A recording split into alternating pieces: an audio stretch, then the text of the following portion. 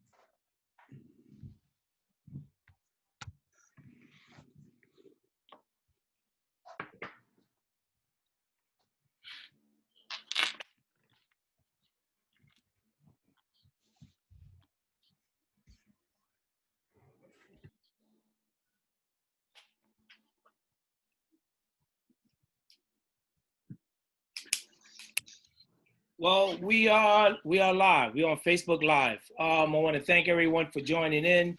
I'm Charles Billups, Chair of the Grand Council of Guardians. Again, this is the last part of our series, where we go from here. Tonight, we're going to be talking about moving forward in the future. Along with my co-hosts, we have Gerard Hakeem. Gerard, you want to say something? Good evening, everyone. Welcome, everyone. We have Joshua Curriton. Josh. Good evening, everyone, and thanks again for participating in this panel discussion. Thank you. And we have Mr. Chris Lynch. Good evening, everyone. Thank you for joining this evening. Hopefully we have a very inspiring and encouraging meeting this evening. Thank you for joining us. All right, great. And tonight's panelists, we have Captain Darby Sink Ford. You're the XO over there. You want to tell everybody a little bit about yourself, Captain? Yeah, so good evening, everyone. I'm Captain Derby St. Ford. I'm the executive officer of the 77th Precinct. 15 years on the job, primarily working in Brooklyn North. Those who know me as a proponent of a community-led solution as far as how we address crime, especially gun violence, what we see now, and also quality of life issues. When we take a look at what the department is trying to do with reform, I think addressing what happens daily on the street is what we need to be looking towards. All right, great. Thank you. Next we have Mr. Yusuff Hamm. Yusuff, you want to introduce yourself? Detective Yusuff Hamm. Thank you, Mr. Billups, and thank everybody, and thank you for allowing me the opportunity to express my opinion on this matter. I am the past president of the Guardians Association. I have been an active member of the Guardian Association my entire time at the New York City Police Department, as well as a member of the Grand Council of Guardians and other organizations. Pretty much that's it. All right, great. Next we have Mr. Elliot Boyce. You want to introduce yourself, Elliot? Yes. Thank you for having me. It's a pleasure and honor to be here with the panelists and the members. My name is Elliot Boyce. I have 33 years at the New York State Police. I have served as the first vice president of NABLEO, National Association of Black Law Enforcement Officers, and I've also sat on the executive board of the National Black State Troopers Coalition. I am currently assigned to the New York State Police Employee Assistance Program, where I am the director.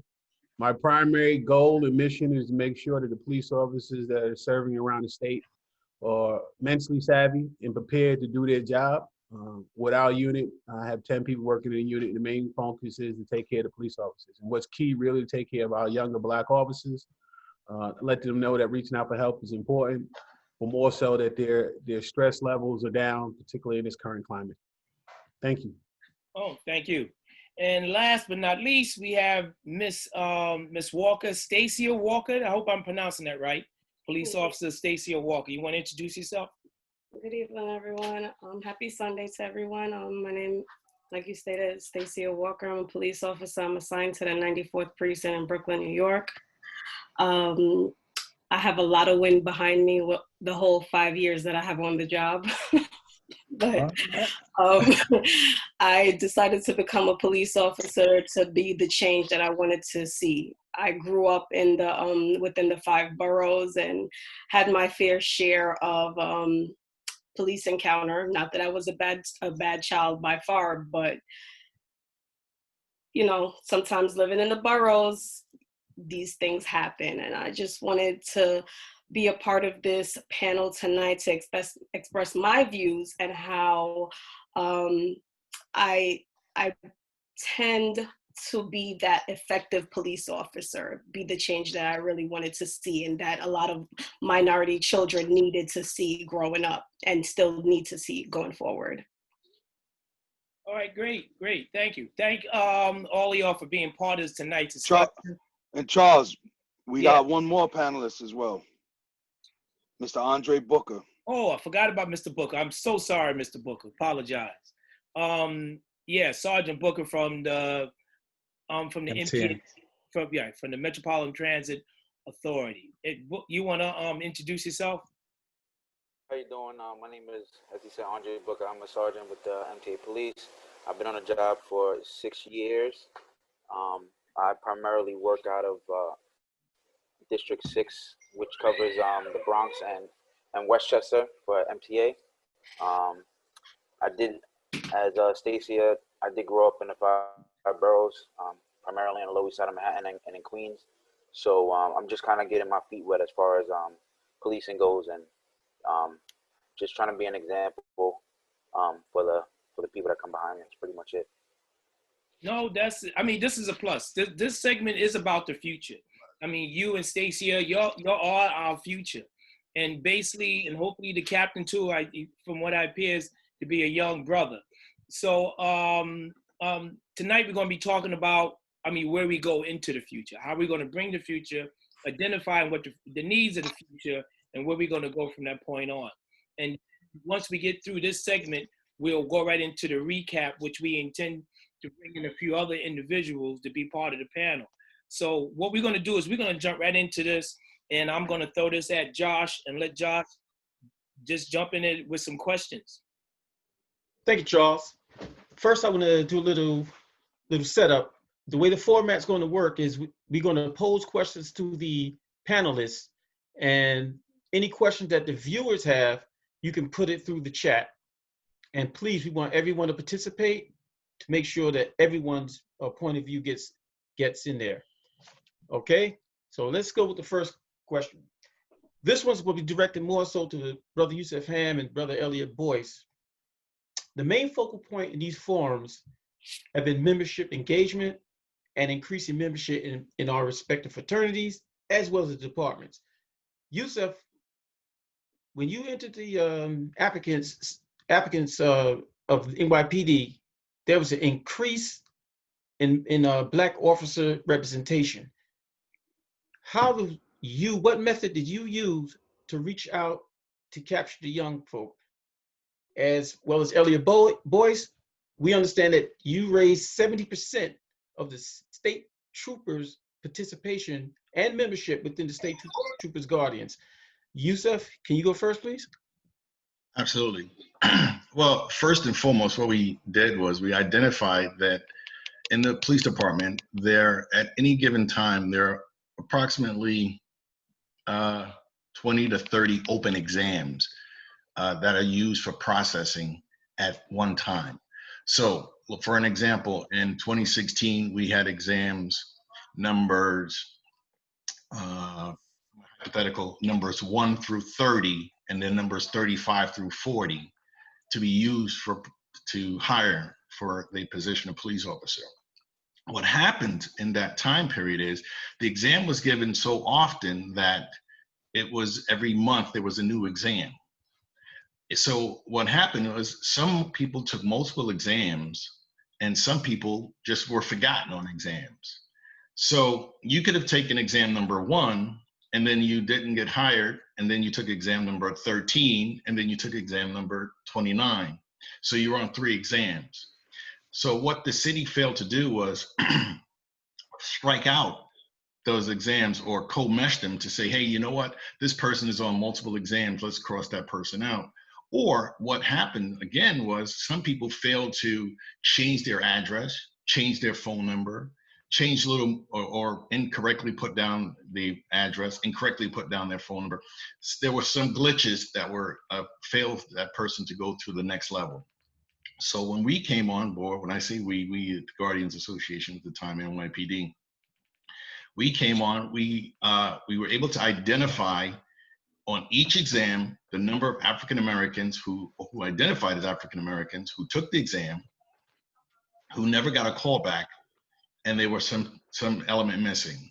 They were incorrect apartment number, incorrect telephone number, incorrect email address.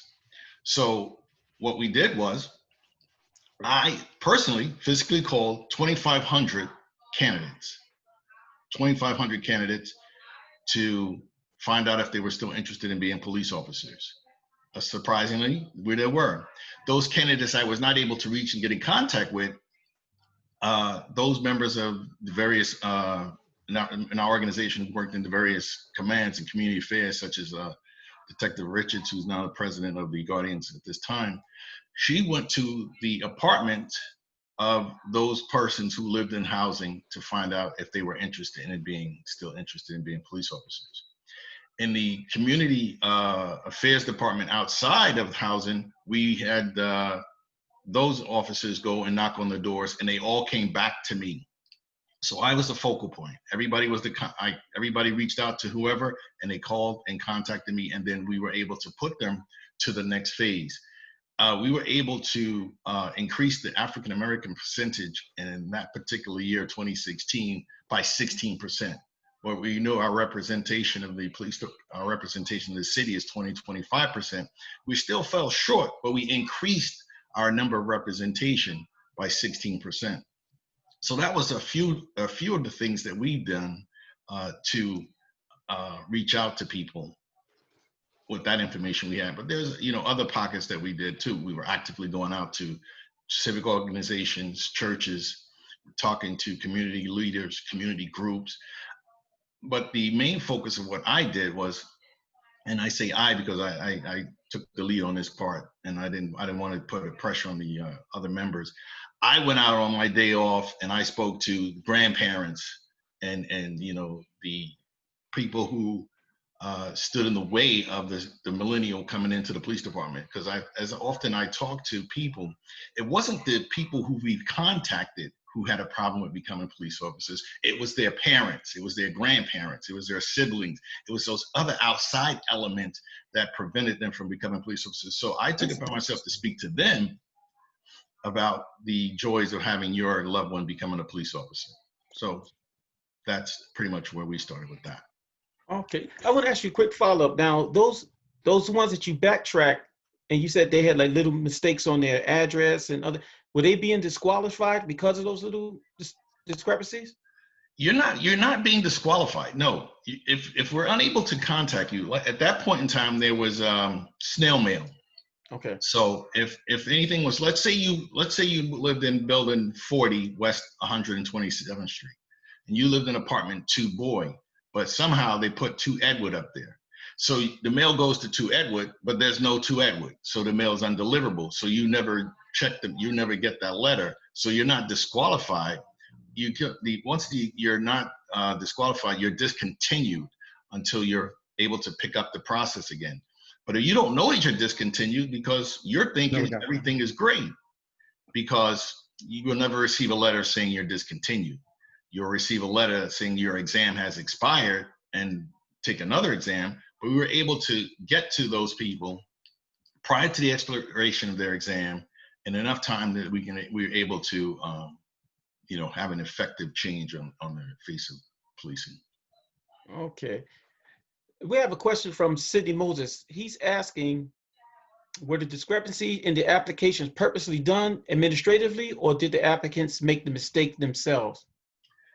Well, unfortunately, I won't be able to speak to that particular point, but I can tell you that sometimes administratively, remember, we were doing things by hand at the time. It wasn't computerized. So sloppy handwriting, transposing from one person to another person. So there were a lot of elements in that situation. So we can't pinpoint it and say it was undone, purposely and on intent by our end or their end, but sometimes those things happen.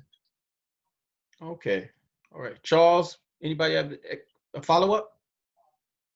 No, you got it.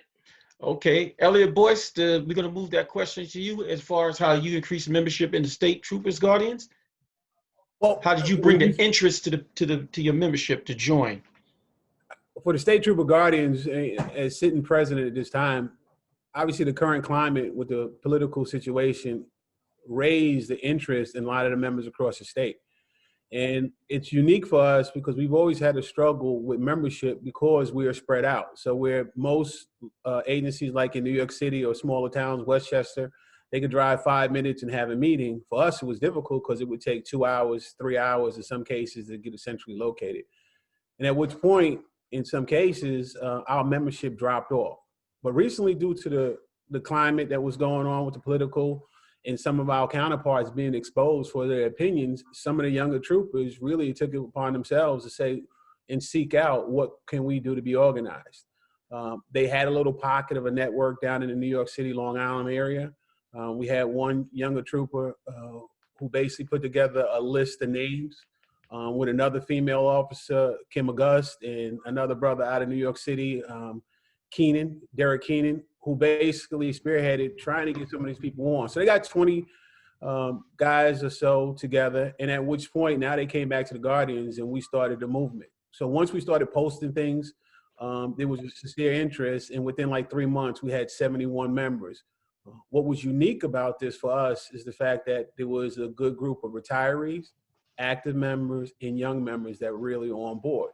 But one of the things we expressed to them is if you're really joining because of the current movement, understand that this movement has been here forever. And it's something that we've been dealing with as Black officers where our counterparts have different opinions and constantly share that. So the movement really came from the energy coming out of New York City, the legacy of the Guardian Association of New York State Troopers, and the need for us to reorganize and get back together. Now, some of the things we plan on putting in place, we just had our election symposium last night. We have, a board pretty much in place. There's 2 positions that are being challenged. My mission would be, I think a lot of organizations, and even when you look at the call this evening, are older. So it's an honor to be on with some of the officers that got less than 5 years on to tell us, the things they see that would be beneficial. But for us, my mission would be everyone is on an executive board or every committee. If there's 2 seasoned members with 20 years plus, we're going to have somebody that has less than 5 years on also, so they partner up. So we start a legacy of training them so when we retire, they're prepared to move the organization forward. Too often what we find is that the older seasoned members in police departments are the ones that are active, and the younger officers are pushed down because we want to keep control. It's time to let the reins go. It's time to move on. Most of the fraternal organizations are just like us and they're struggling, whether it be Greek organizations, whether it be police organizations or the NAACP. When you walk into these rooms, they're older. So our mentoring process for keeping people in and bringing them in is going to be that we're going to pair them up, mentor them with retirees, active, and members that are in their range of years of service. Thank you. Okay. Charles, Chris, any follow-up? No, go right ahead. Go right ahead. To Stacia, as one of the young officers in the police departments right now, when you joined the police department, did you feel compelled or did you feel in a way that you had to join the Guardians Association? Where they did they welcome you to join in the organization? How was you presented? Well, firstly, I actually came in under Detective Hamm. I was introduced to Detective Hamm in what was a very unique situation. I did 5 years prior service in NYPD Traffic Enforcement Division, which is mainly focused on issuing summonses to parkers, parking summonses. And I did my time there in 2010. I had taken the police exam to become a police officer, didn't hear anything back for that year. In 2011, there was a promotional exam and I put myself on that exam as well. I heard back within a few months from them. They requested documentation.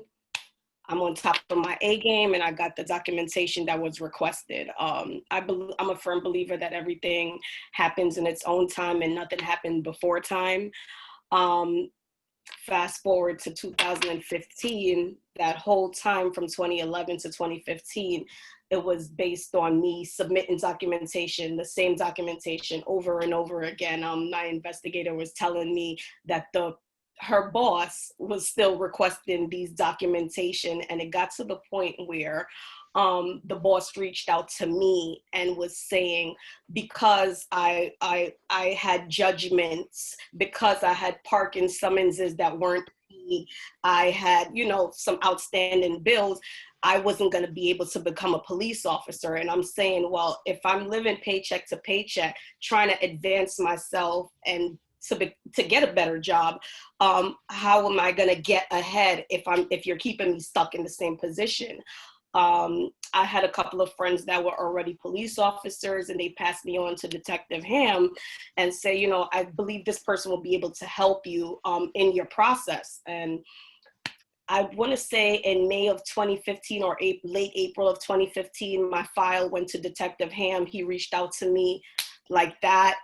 He's like, I'm going to review your file and I'll get back to you. Within a couple of days, he reviewed my file, said that he's seen nothing that was of urgency that would have withheld me being promoted to the next rank up. I found it crazy because now 4 years had already passed and I was getting the runaround, but here it is, it lands on his desk, and I'm getting promoted within 2 months. So I was hired in July of 2015. Nothing happens before it's time. So, hey, 4 years out of my life, but I'm not going to count that. And I was directly impacted because, you know, Detective Hamm spoke to me like, listen, you have your head on your shoulders. I want you to look into this. It was no peer pressure. It was nothing like you have to. But he did introduce me to the Guardians Association where, you know, I looked into it and I found that, okay, this is pretty cool. It's like a, you know, a big brother mentorship. I appreciated it for what it was. And he kept me very close. You know, he's like always checking on me, even with, you know, some years behind me now, he's like still reaching out. We speak, you know, frequently and keep me on my A game. I hope I answered your question. Okay. Yeah, no, I think she did. I would like to hear from Sergeant Booker, his experience, since he's also the other new person coming in. Well, as far as getting on the job, I had honestly no interest in law enforcement. I knew it was a job that it prior to me going through the process, it was something that I was just doing just to do as far as taking the test and going through those steps.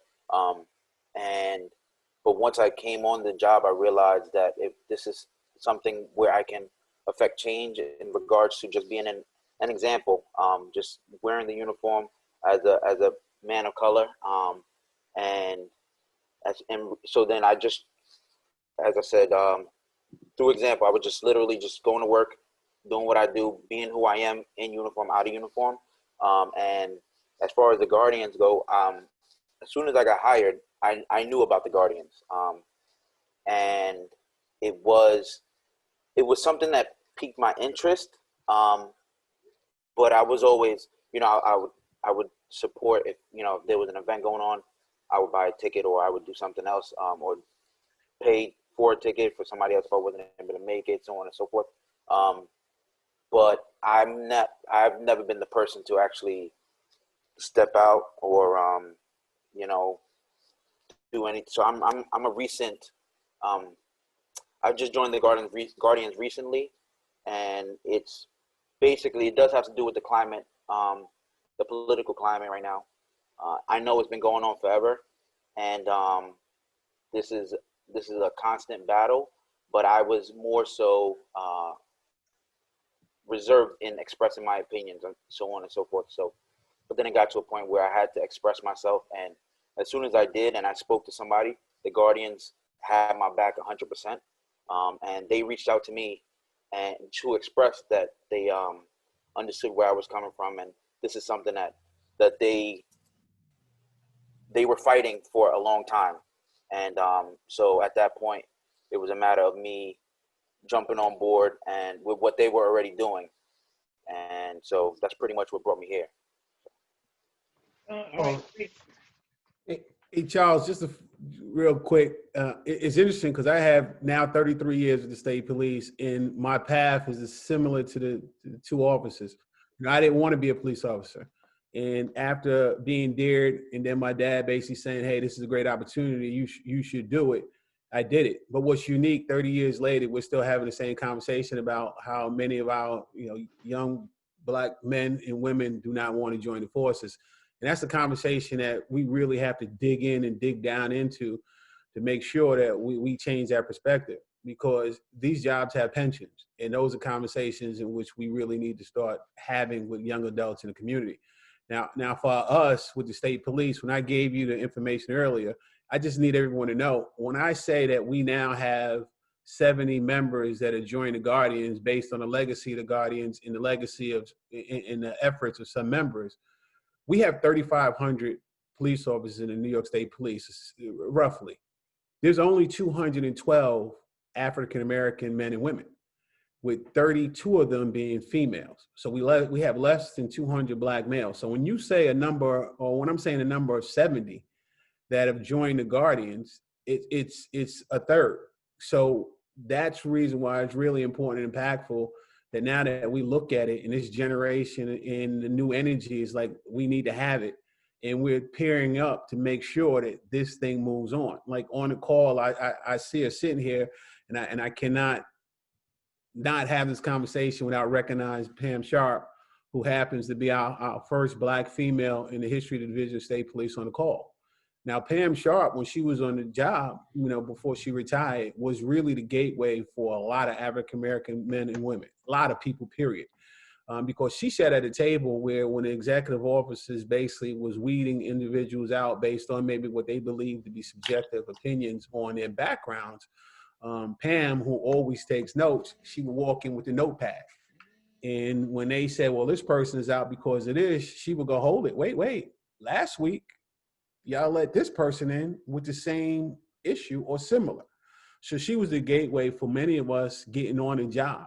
And she's still active with the Guardians. She's still someone that everyone respects, and she gives guidance. But until we have, again, people sit in that position. And when I gave you those numbers, we don't have anyone of color in the executive staff of the New York State Police.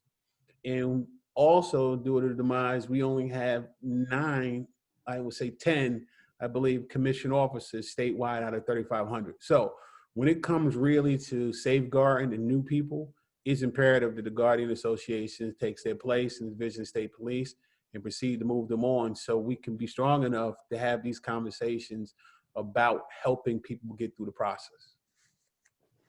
Okay. Anybody have any follow-up? No, I just want to try to redirect it if I can, to maybe throw something. We talked about the issues that are coming on. Just maybe want to try to redirect it and bring in the captain. Him being the XO of his command. I just want to get his version of what his vision should be, or how he's trying to bring about a younger vision for the younger people coming on the job, or trying to bring them in closer. Captain? Yeah, I just want to comment of what Ms. Walker stated. I think she mentioned something very powerful, and she discussed some of the systemic issue, what prevents some of people of color from even getting on the job. I think it's important that we acknowledge that. And we need to, I think another brother said, Mr. Boyce stated that we have to have people in position that are able to see those issues and rectify them. But as far as me coming on the job, I was fortunate to have didn't have those issues. I'm getting on the job as a police cadet and being able to navigate. But my evolving as a police officer is when I have more knowledge of policing in general, being able to understand how policing strategies have historically impacted communities of color like Brownsville. When we look at broken windows policing and stop, question, and frisk, we stated why are there issues of Black men and women wanting to become police officers. And I think that's a major reason, just the tensions between the police department and the community and people not wanting to be police officers because of that reason.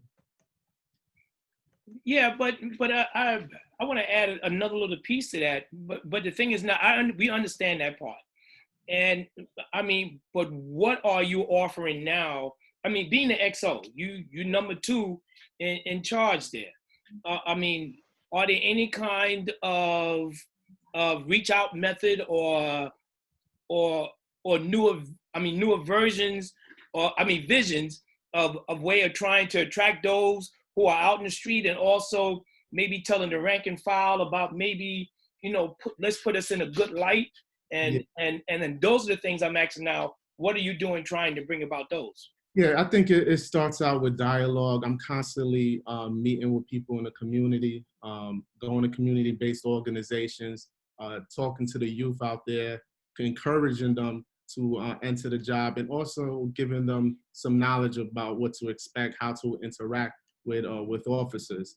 As far as rank and file, I think it's important that we have a mentorship. I think a lot of us need that support from higher ranks. So that's something that I do, and I encourage all supervisors under me to do, is really grab a couple of guys, be their mentor, show them what it is to be a supervisor, show them what you did to even become a supervisor, or other ways. Maybe they want to be a detective in a unit. There's a lot of options, but it's important that we mentor our own. Yeah, because, and the reason why I asked this, because we talked about the new dialogue or the new language of the younger people today. Because it is. I'm assuming, I know you're younger than I am, so I'm got a little age there. Yeah. So adapting to the new dialogue or this new language, are you, presenting that to your rank and file, and also to the community? And I want to address that to you and also to Sergeant Booker. Yeah, I think it's about just being in tune with what's happening. That's how you stay relevant. I think sometimes, when we on a job so long, we develop these patterns and habits, and we sometimes just become not relevant to what's happening. So being out there, speaking to everyone, speaking to the community, speaking to the staff, to the personnel out there, I think it keeps you in line of what's going on. And this way you're able to have that level of communication where they can relate to you. Yeah, matter of fact, just by offering, you don't mind telling your age. About how old are you? Oh, I'm 30. I'm 38. Oh, good. Yeah, so you under that 40 age. So yeah. And that was the reason why I'm asking that, because I'm noticing younger people do speak differently. Differently. Yeah, I definitely. I think it's just the culture, especially in New York City right now. It's just there's this culture where, involving, of course, the music, hip hop, and the Brooklyn, how gentrification has impacted that neighborhood. All over Brooklyn, we see this diverse community. So I think being in tune with what's going on, staying relevant as an executive and also as a police officer can help you navigate. And Sergeant Booker? Because, and it's key coming, I'm asking you this because the MTA it still needs to catch up based on my own idea or my own beliefs. I can agree with that. I think just to piggyback off the captain, I think it's a matter of, yes, staying relevant. I think the difficult part for our department in particular is the amount of interactions and calls that we have with the public, and also it's minimal compared to NYPD. But when we have that opportunity, there's a lot of times that I personally respond to calls that necessarily a sergeant wouldn't have to respond to, and it's more so just to be that person of color in uniform that this civilian sees, and also to relate for both sides as far as the officer and the person that we're coming in contact with. And there are sometimes a language barrier, as you said, like the younger generation speaks different than, how the older generation would speak, or whatever, or officers in general may not be used to what is happening on the street. So just being relatable to both sides is basically what I do on a daily basis. So, and I'm able to do that because we're not responding to as many calls as the city does. So I just take it upon myself to do that, and that's my way of bridging that gap a little bit. Oh, all right, great. Can I just add to I want to just kind of demonstrate on how being relevant really impacts what happens on the street, and also how we can engage with even gang members out in the street. So, in working in Brownsville, working in Crown Heights, where we see a large population of gangs and crew violence in those neighborhoods, being able to have police officers who are from those communities and understand the language of those communities, being able to engage with those individuals in trying to deter violence is key. So that's how I feel that can be impactful out what happens daily. Oh, all right, great. Absolutely, I agree with you on that one. I want to bring in the sister, Stacia. You being the female officer, young on the streets, what obstacles you see in dealing with the people on the streets and also communicating with the fellow officers at your precinct? That's interesting question. Well, I believe that as a woman in uniform of color, you tend to stand out. The sector that I actually cover is a predominantly Black neighborhood, and when asked which sector I wanted, I immediately hopped on it. Yes, it's the more dangerous side, if you want to call it, but I believe that I would be able to relate to my people. I would be able to understand the situations that they're going through, how they're, just because they're at here with their voice, because they're upset, because they don't know how to verbally express themselves, doesn't mean that, they're going to act out and do something outrageous. It just means that they're frustrated and don't know how to properly communicate. And it takes for somebody like myself to step in and say, hey, all right, let me hear you out. Let me understand what's going on. Start from the beginning and actually be someone that bring it to a personable level where you're not this robotic person. You're not just this person in uniform that, is there to do a normal routine of work, because nothing is really normal. You're interacting with different people every single day.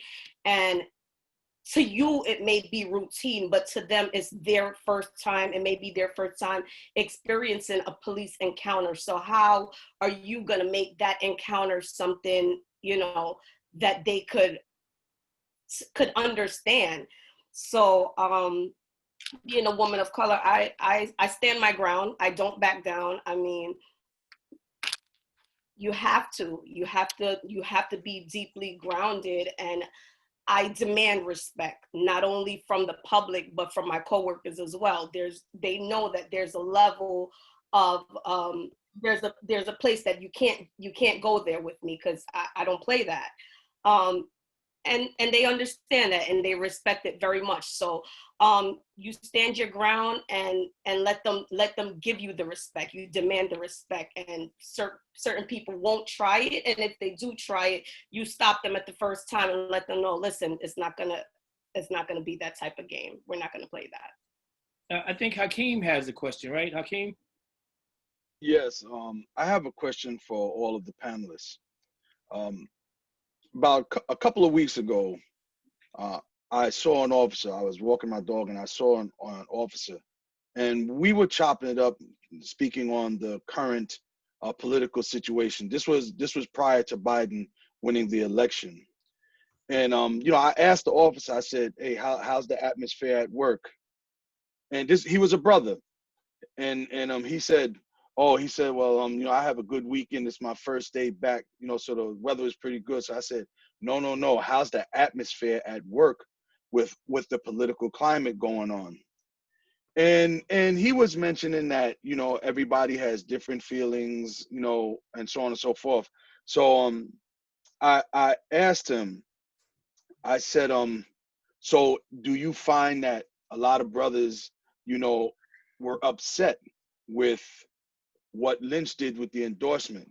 And he was like, yeah, most of them are, but he says we are making money though under Trump. So I have a two-part question. Do you feel that the salary that an officer makes prohibits them from wanting to participate in the Guardians, meaning it's all about my money, I really don't have time for them? And if that is the case, what can we do to change that? It doesn't matter. Anyone jump in first. I'll get it. I can tell you, yes. I think people's pockets really determine how much they will speak out in their comfort zone. And when I talk about the comfort zone, that's two-part. Because one of the things we really have a problem with is, some of the officers engaging in black males, black women anyway.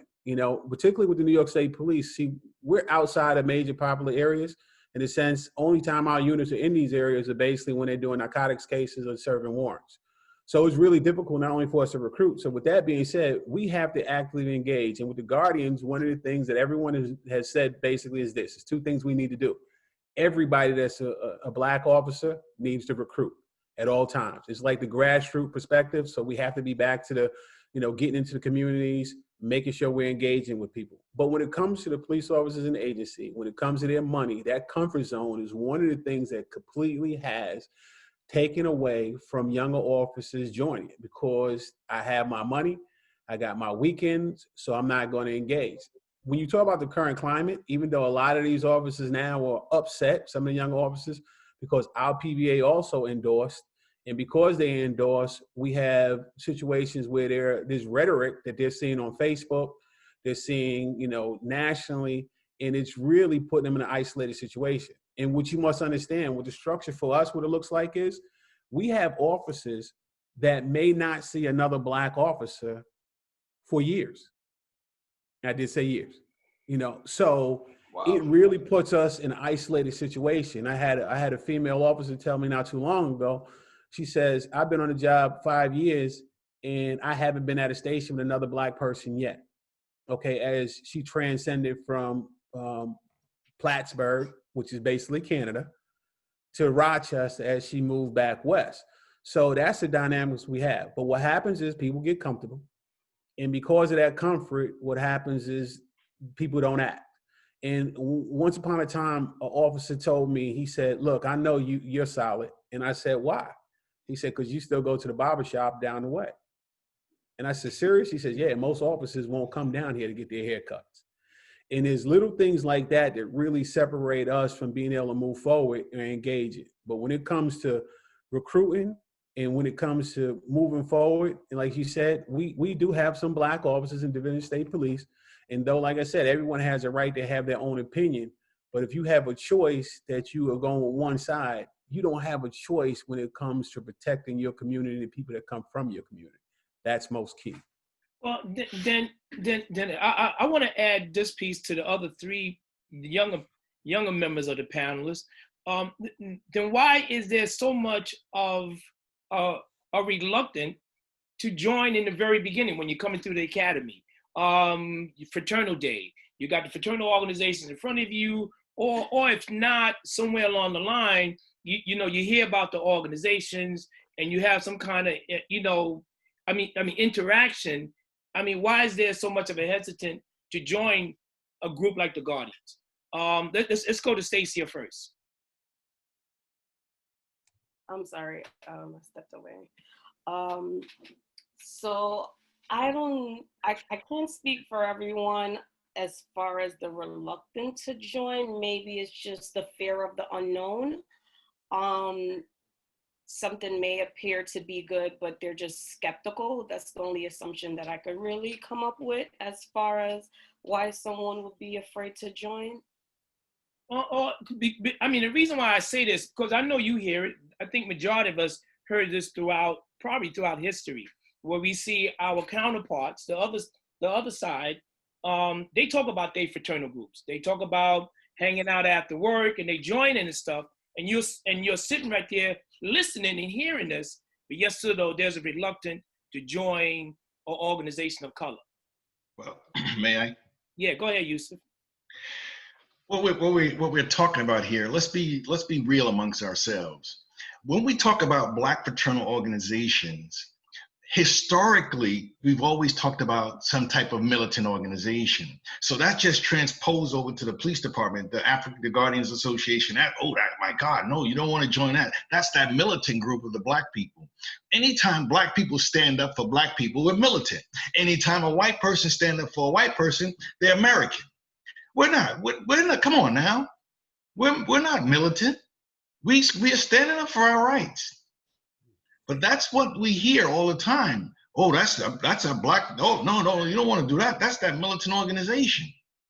And those who've been in the organization before me can tell you that. And those who are coming up both hear that.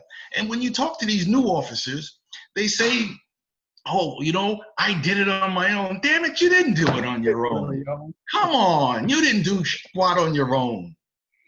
Right. If it had not been for the forefathers of this organization who fought in the struggle to get you to where you are now, you would not be where you are. And yet we're coming here to you as a fraternal president telling you this is what we're offering right now to move forward, because we've already stood on somebody's shoulders to get to where we are. And then now we're doing our part by reaching back to bring you up. And you tell me you've done, oh, no, I've done this. I took this exam. I passed this test. I did this on my own. Come on, enough's enough already. Yep. This is what the problem is. Yeah, he went 100% real. And when you talk about 100% real, let's really keep it in perspective also. In most cases, the people that are saying that are Black folk. Absolutely. And people look just like us that are basically sitting in the room that are basically saying, don't join that organization because they're the militant. Don't join that organization because it might affect your promotion. Don't join that organization because you could be cut out or you might not be, in the in crowd. And most of the time, these are the folks that are sitting there trying to get along with people that don't get along with them, period. And nowadays what's happening is they realize, based on the current climate, that the perspective of many of these people that they're comfortable with are not comfortable with them. And it is not until they get into a situation, they realize how those wagons get drawn together and they get left out on the outskirts. So the thing that offends me most, and I've said it for years, is unfortunately, we would be better and our communities would be better if some of the coward Black officers stepped up. And it was simple step up, not laughing at nonsense that they see that's going on in their precincts, because it's not funny. And because you laughing at it, you endorse it. And because you endorse it, it continues until it gets to the point where it escalates and something crazy happens. But with that being said, like Yusuff said, you know what? Part of the problem is they want to ban us from banding together. You know the old saying, oh, it's three of you together. What's going on? But bottom line is that's the biggest issue. Wait, let me throw this at Booker and Darby. I want to get their response. Because again, I'm dying to know, what is the reluctance of joining in the very beginning versus waiting a while to see what it is when everybody else is joining their ethnic organization.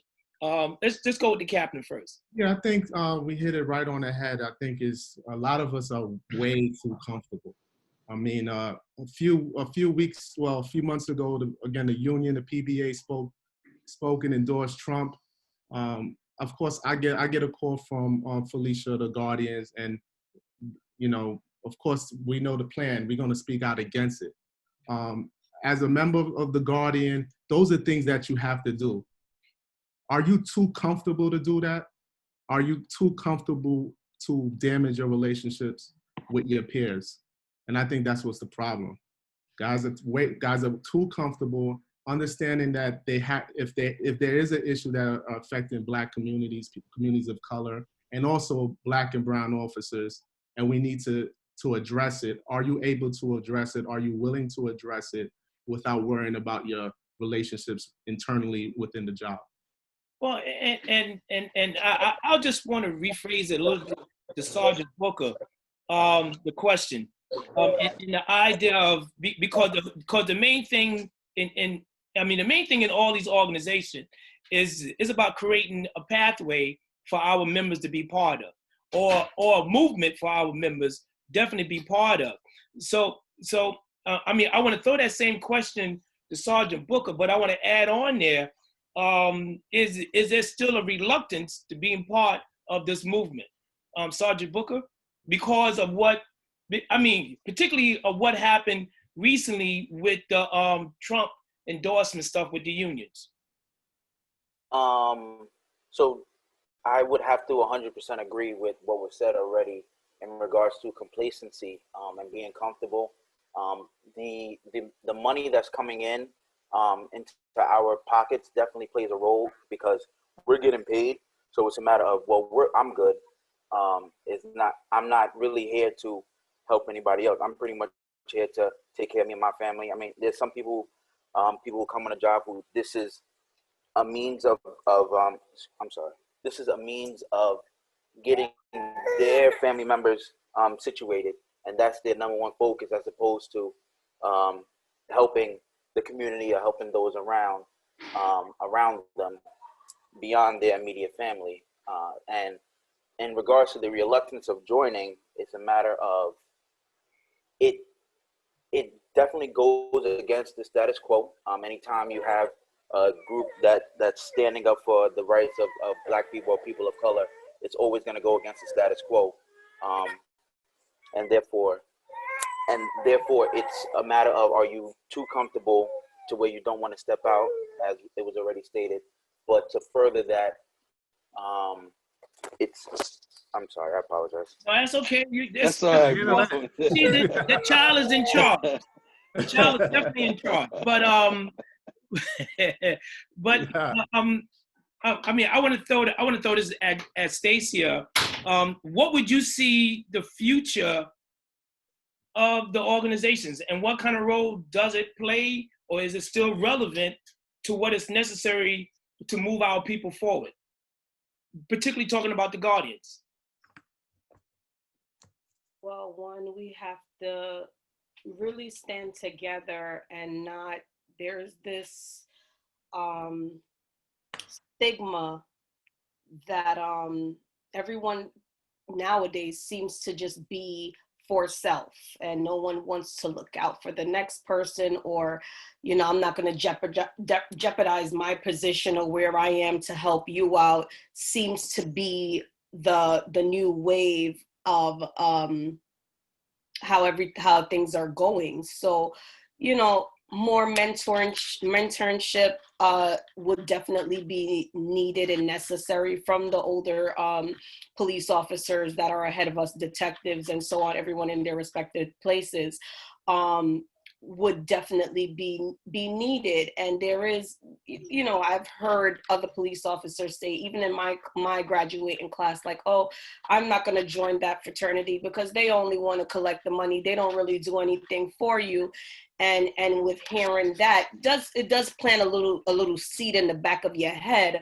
But if you're not, if you don't know yourself and you're just following the wave of what everybody else is doing, then yeah, you're gonna be consumed into that ideology that, like, oh, they don't do anything for anybody, so no, I'm not gonna join.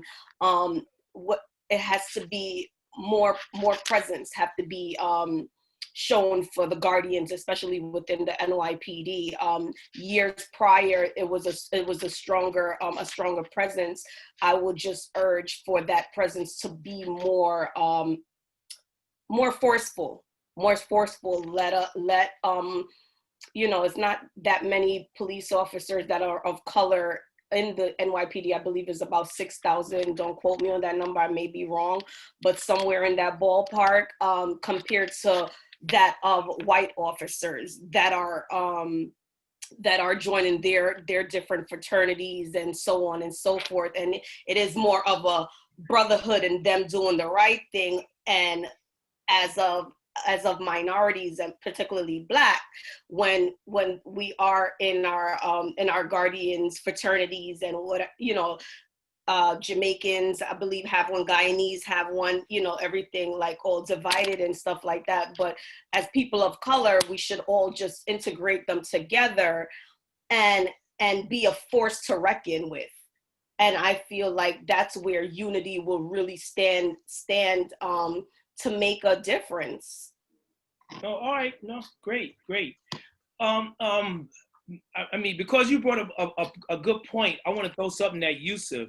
And I mean, Yusuff being the past president and also part of what they call that police council with all the different fraternal groups. I want to ask Yusuff, I mean, why is there so much of a need of dividing among Blacks to the different groups? I'm dying to know, I'm just dying to ask that question.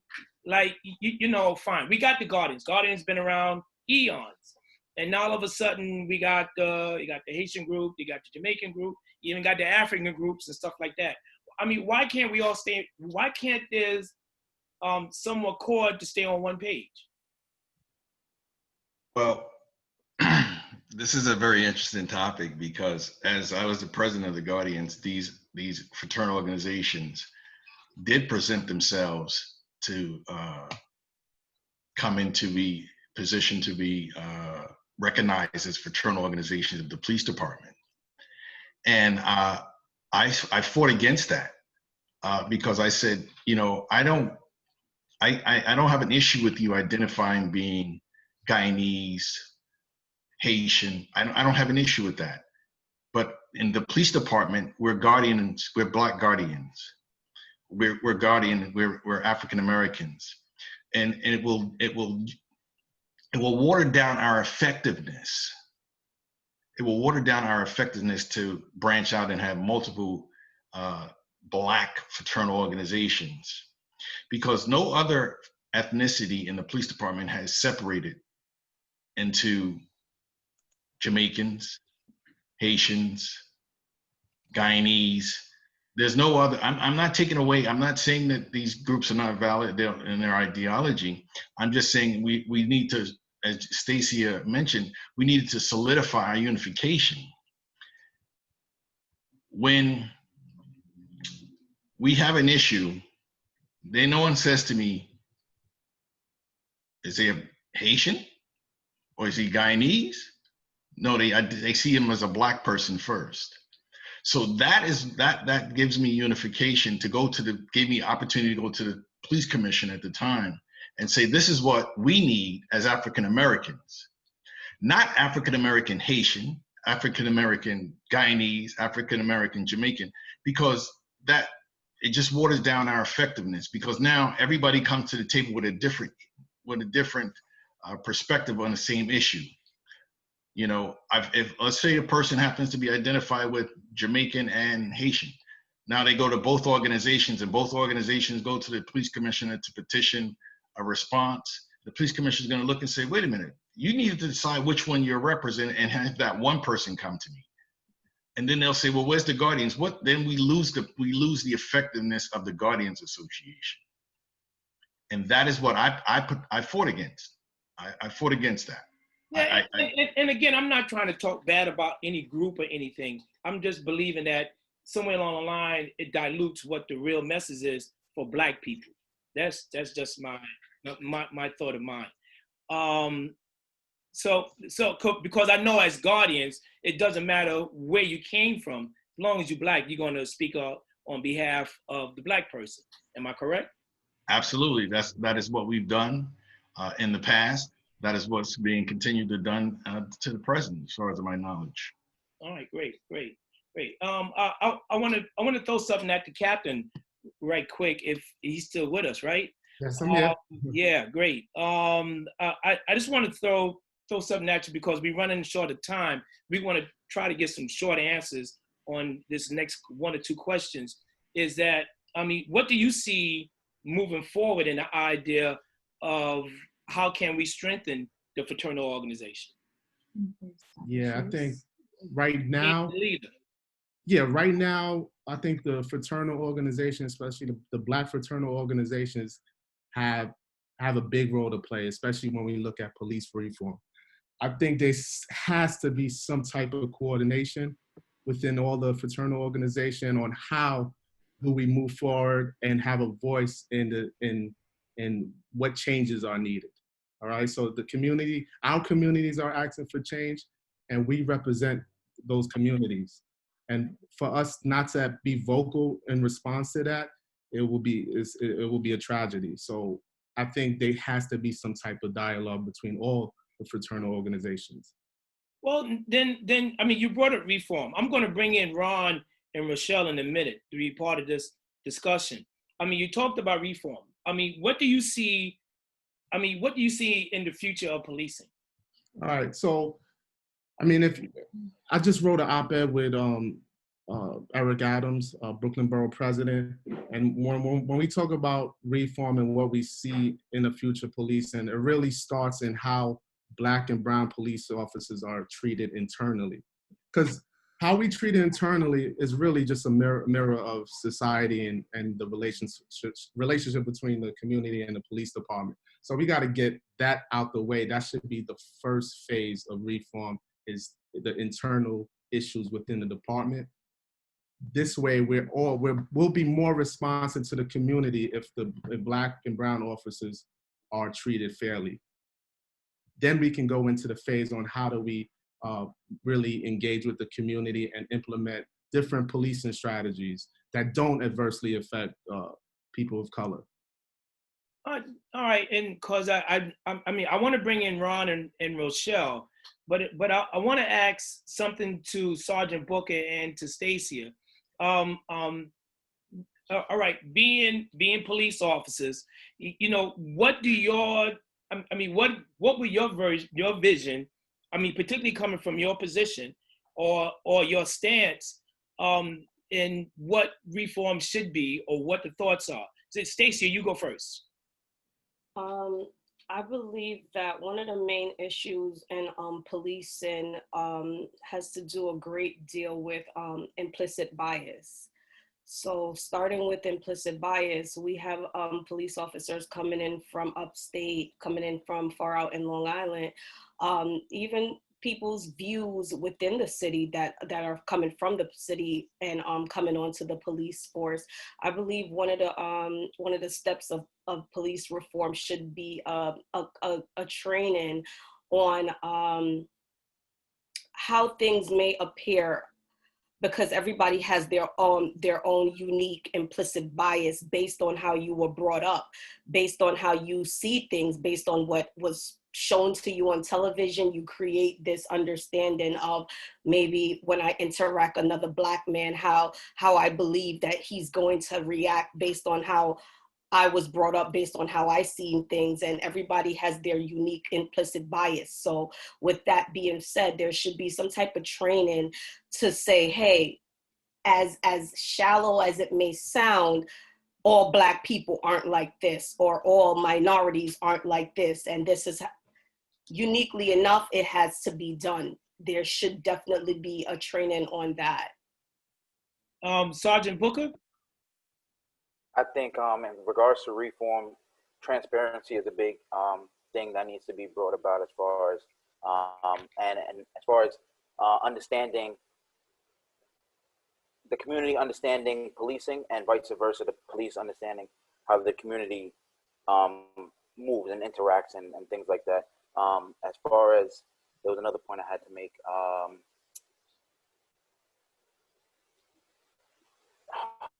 I just lost it, but it was one thing I had to say. Even better, I'll add something to the question for you. I mean, okay. You being a supervisor, right? I mean, based on the climate of today, particularly with all the marching and everything else going on, and the idea of reform and about all other things they throw out there, is it making your job particularly harder in trying to get officers underneath you to see what is necessary to be done? Is it making my? It is just because you know, tension levels. I constantly have to reiterate that we are, when we interact or whatever the case may be, we are the ones that are working at the time. These people are. We have to have a level of professionalism at all times, and I think that we also need to be reminded that we are the ones that need to be held at a higher standard because we are working. And in these positions of authority, the community, that individual that we're encountering, or the group of individuals, whether it be a protest or whatever the case may be, they're not working. We're the ones that are clocked in and doing our jobs, and we have to remember that. And when we do interact and remain on that professional level, to ease, well, it may not ease the tensions, but it would be on us to do so, to try to ease the tensions by representing ourselves in a professional manner. Oh, great. I want to bring in Rochelle. Rochelle Bilal is on? Yes, I'm here. All right, great. Rochelle, you being the sheriff, first female Black sheriff down there, and definitely now with the climate of reform, what are you trying to implement, which I truly believe you probably know already, but how are you trying to convince the people of the community and that agency you're in charge of in the idea of trying to come together in dealing with reform? First of all, hi everybody, and thank you for having me again. I think this is the recap. Stacy, how are you? I like what you say. You have to start off long before you get here. That means interacting in the community, get in where you fit in. You have to create and think out of the box. You can't be like, I'm gonna march up to this event and I'm going to talk cop talk. When do you take off that uniform and talk to people normally on the streets, wherever they are? I mean, have conversation about what it is that you are a part of, your institution, which basically everybody would know you in uniform, but they don't know you when you're not in your uniform, that you're not jumping in where you fit in. So in order to get the reform done, and those who really make the decisions, is really not your law enforcement personnel. It's really the communities that you serve really are the ones that push the button for reform and gets it done by the vote that they do. So when you start thinking as a law enforcement professional that you really make those decisions, you don't. Those communities that you serve that vote are the ones that really make that decision. They the ones that vote your people in, your legislators, and they the ones that will vote them out. So your habits have to change, and you have to really start thinking out of the box. You can't go along with the same old stepping type of situation that we normally would do. You got to get out there, and you have to have enough courage to start meeting people where they are and make those decisions, to say the things that you need to say. Oh, all right, great. But I want to bring Ron in this, since Ron is the elder of our panelists. Ron, you there? I want to try to compare what they're talking to now in the idea of reform to base when you first started the job, and are these things are similar, or are they repeat of what you was pushing from years ago, to where we should have been, during that period of time? Ron, you want to introduce yourself and you want to answer that? Yes, sir. Ronald Hampton. Good evening, Charles, and thank you very much for having me. Good evening to everyone. Rochelle, again, congratulations. I've been watching this for a long time. And let me just say this. What Rochelle said was very interesting, because all of this it starts way before you get to the police department. And you should be active in raising these issues and active in your community. You can't go to the police department and then start doing it overnight. It's not going to have any credibility. It's not going to have any legitimacy. But Charles, when you asked that question, was thinking about that as they were talking about it. When I joined the police department, white folk didn't care nothing about black people. And we didn't have any relationships. So I didn't care whether, I didn't act of a relationship that I didn't have in the first place. I didn't go home with them. I didn't eat lunch with them. I didn't drink with them. I didn't have nothing to do with them. They didn't want to have nothing to do with me, so I didn't want to have nothing to do with them. But I was there representing the community that I came from, and I was also recognizing that not only were I a victim of racism, white supremacy, but the community that I came from was also victimized as a result of the policies and practices of the Metropolitan Police Department. So when I went there fighting. I went there speaking out. I went there talking about the very issues. No, we didn't hide from being in the Black Police Association. And yeah, you're right. Once you joined and they knew you were a member, then that was it. But really and truthfully, I didn't care, because I didn't have any intention whatsoever of succumbing to them and being a part of the status quo in terms of what was happening on the department. There were Black police officers there that helped me, whose shoulders I was standing on, and who introduced me to the national police movement. But it's almost like, as they talk about what's going on and their approach to it, it's like two different worlds to me, because that wasn't my experience. And we're still fighting that now because the issues haven't changed.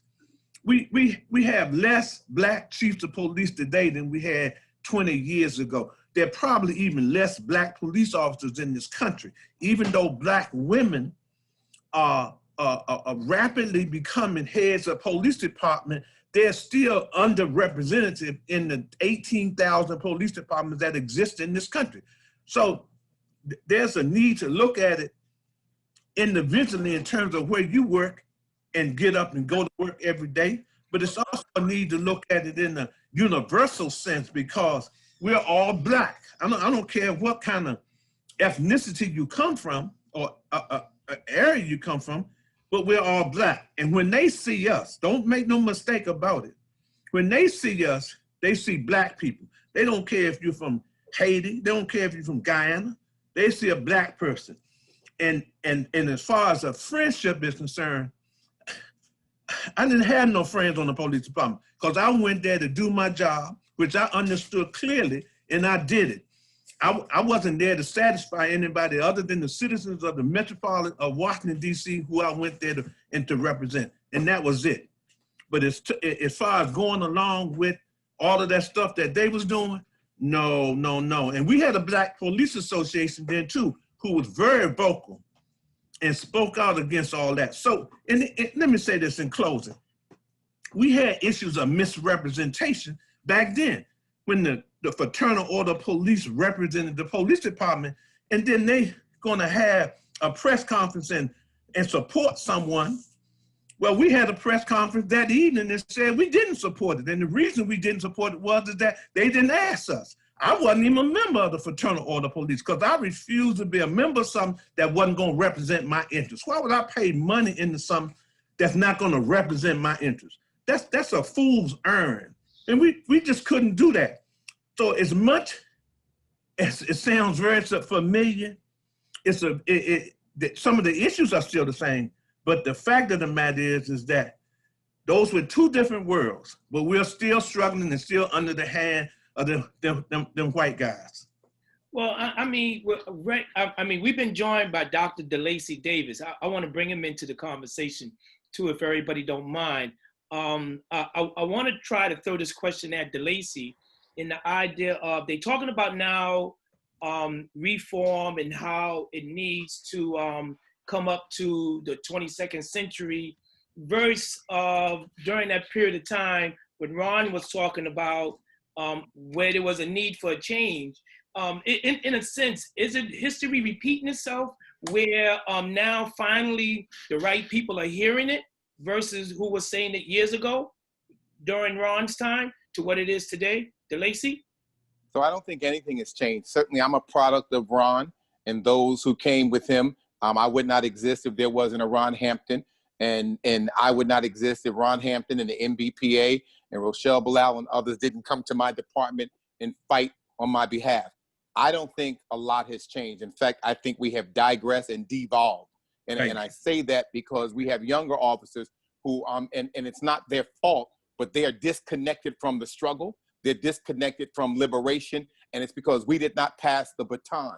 We did not lead the way. We did not lead in a way in which they would want to be a part of the team that we're on. We've been cold-blooded punks. You've heard me say it. You know, we've been Panthers on the streets and punks in the precincts. And so young officers say, you're a punk in the precinct. Why would I want to follow you or join your organization? And so we spent a considerable amount of time partying and doing all those other things and cowering, and we have not stood up. In fact, I would argue, as I've maintained, that Black women would lead the charge because the men, and that's not all the brothers that I'm talking to here, but the men who have been in positions of power, Black men particularly, we have not stood up. You know, we fought a Black chief of police in East Orange, New Jersey. I wasn't fighting white folks. I was fighting a Black chief in the blackest city in the state on the blackest police force in the state. And when he got there as the first Black chief, the first thing he did was get rid of Black supervisors. And so we've got to deal with that and be honest about it. Black people are suffering more now. I feel that we're fighting the same fight that Ron and the people before Ron were fighting when they were there, because we don't see progress. We see young people not having organizations to turn to. In fact, I would argue that many of our organizations are poorer now than they were back then. We don't own anything, we don't have anything, and we're not passing anything on to the next generation. So yeah, we need to do battle, absolutely, and we need to have the house cleaning done first, and then we need to go to the streets and challenge the racist PBAs and FOPs who take our union dues and then endorse number 45, despite what we might have to say about it. And the only people that I saw speaking up that at least made it to the media was the Guardian Civic League in Philly, and I think there was one other chapter that I saw speak up. Everybody else has been on mute. That's right. No, I got you. I got you. No, well, what it is, we're trying to hear from the panelists, and we're trying, you know, to engage. This portion of trying to talk about those who, you know, are trying to move it forward. And particularly since I brought that up, I want to ask Captain St. Ford, Darby, a question. All right, you being the XO, you standing at roll call, you're talking to your officers at the precinct, and what would be that message of the day you want to make sure is going out to make sure the precinct where you at? Now, from what I'm being told, you at the 7-7, which is a highly Black or African-American or Caribbean neighborhood. Is there any particular message you want sent out there this way here those officers can relate to the community, and to make sure a certain message is being delivered? Before you answer, just in all fairness, just out of respect for the NYPD Guardians, they did speak out. They held a press conference also about their union endorsing 45 as well. They went all out. So they did. And matter of fact, Captain St. Ford was in that press conference. Cap, you want to say something? Yeah. So yeah, just to add to that, yeah, I was part of that speaking out. And again, it's important that we have a voice in light of what's going on. And I feel like it's a tragedy where we have black and brown communities out there speaking, and you know, we got to make sure the fraternal organizations are with that and have a voice as far as what's happening in reform, like I said before. But as far as what I say in roll call, in roll calls in regards to, you know, the relationship with the community, I think these are things that are always said. You know, the department as a whole, we talk about fostering relationships and a lot of that talk. And but it sounds good, but what actually happens out in the street is what's real.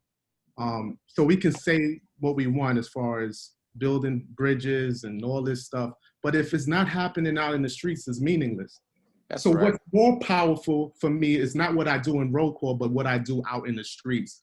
And I demonstrate what I do out in the streets, like I said before, is how I engage with the people most impacted by violence. So I'm talking about the gang members, the guys who carry the guns, how I treat them, and how we're able to build dialogue with those guys, but still address public safety as well. But we have to understand that, you know, crime within neighborhoods like Crown Heights and Brownsville is a part of a system. So we have to talk about when we talk about public safety, we have to talk about education. We have to talk about poverty. We have to talk about a lot of stuff. We can't lean in only on what the police do. Everybody has to be accountable. And I think just police in general have to have a more understanding of what exactly public safety is and crime. We think these neighborhoods people are just inherently bad. That's far from the truth. All right, and because of that, I think it kind of distorts our views of the community. You know, if we don't take a look at the bigger picture, again, education, poverty, you know, just all those issues that affect crime, we're really kind of we're not properly addressing the issue. Well, then in that case, what would you say to raise that consciousness to address that issue? I want to throw that at you and also at Elliot when we get a chance. Well, after you. All right. Yeah. So these conversations are you know, I have these conversations with supervisors. I just recently had a conversation with one of my supervisors. He stated that, you know, he kind of mentioned, like, I don't understand these kids. Why don't they just, you know, go out there and do what they have to do like I did when I was young and I was able to become a police officer. But I gave him a different perspective because, you know, we have to understand that everybody doesn't navigate like you. People are different. How we handle trauma may be different. How I handle trauma may be different from you, from how this young man handled trauma. Maybe trauma from one person is a motivation. Trauma for other people can really bring them down, and maybe they need more healing. And how do we give them access to healing, access to therapy, where they can transcend like you did and become a supervisor in the NYPD? So these conversations, I think, are helpful because it changes the way he speaks to that young man now. Maybe he'll be a source of healing and a source where he can kind of help this young man build out from where he is in trauma. So I think those conversations with my supervisors and also with lower subordinates is important. Elliot? Yeah, I think one of the biggest problems we have when you talk about this situation is something I call moving up and moving out. And that's how folk that have moved out from around the way and moved to the suburbs, and now they forgot where they came from. And that's a conversation we constantly need to have with people, where we discuss with them that, look, just because you've left the neighborhood, that don't mean the neighborhood is gone. So we must recreate a connection with the neighborhood and our people, particularly within the division of policing. What's really crucial and interesting is there are a lot of people, the brother that's talked about trauma and how people are reacting. There are many police officers out there that are dealing with some things mentally, physically, and spiritually that are just out of this world. And until we also start digging into that, it's going to constantly have issues. And perspective, you know, everyone's looking at the movement that's currently going on.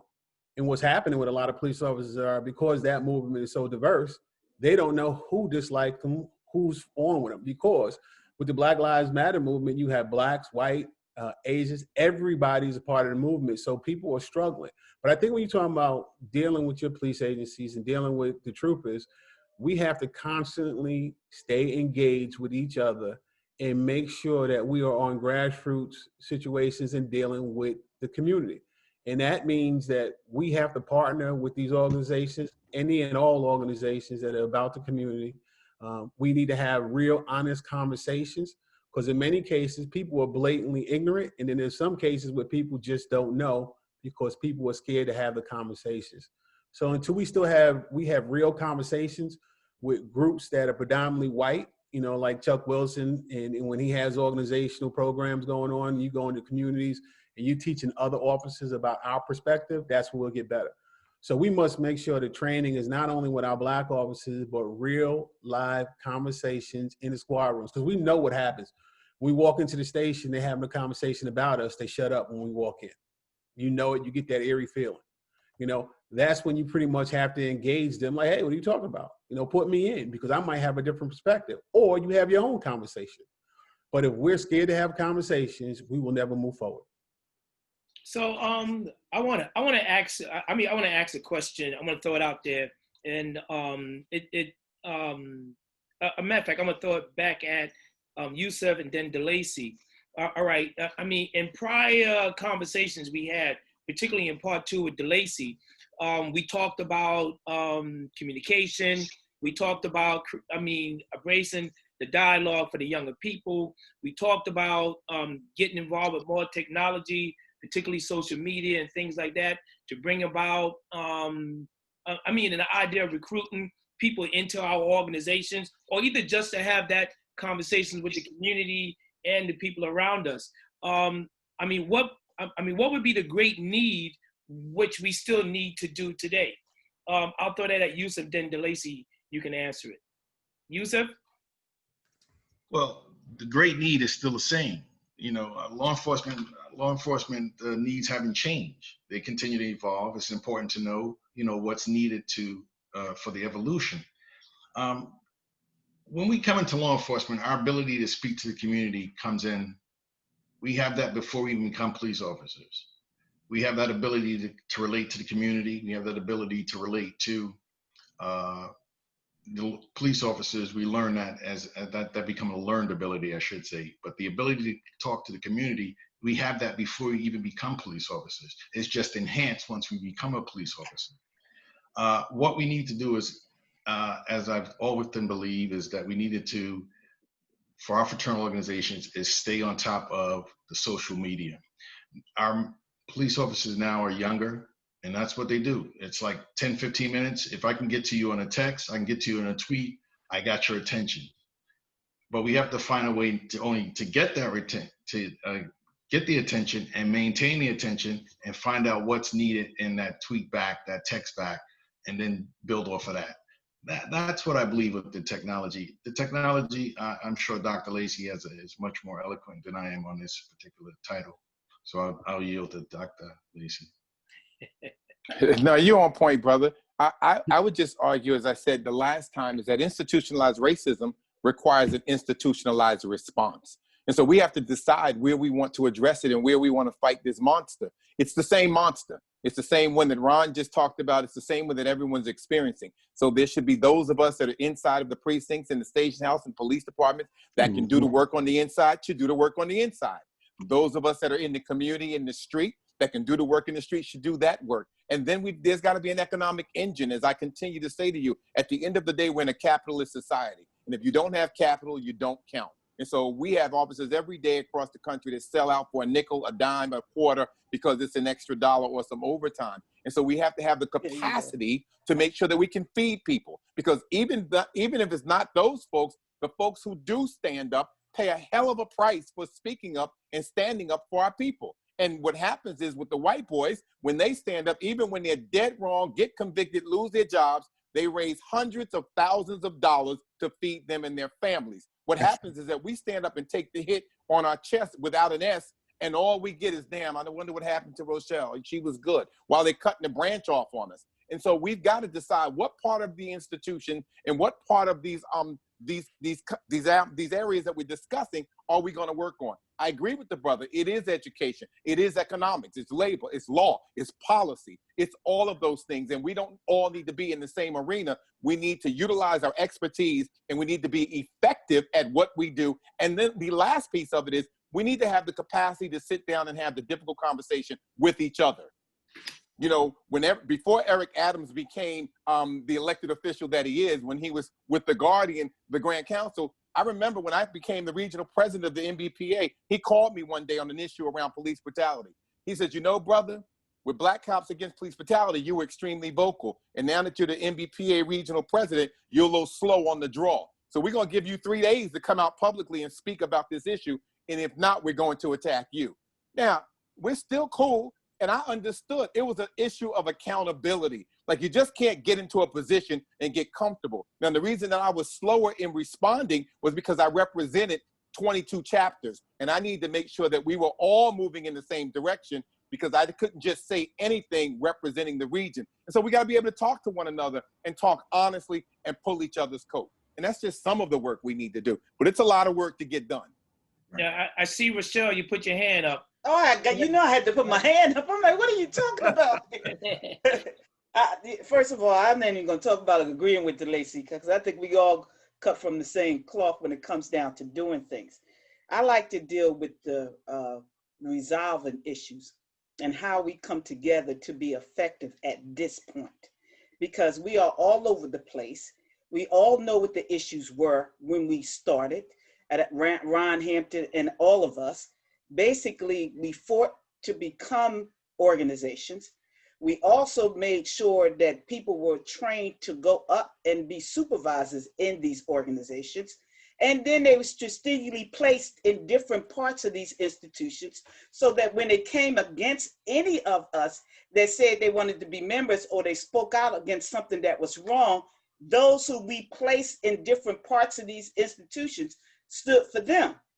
The disconnect came when they started getting in these moving up as supervisors and captains and lieutenants and commissioners. They basically stopped forgetting who they were, where they came from, who helped them get there, and they started thinking they was a part of the good old boys club. That's right. And so therefore they did no more work.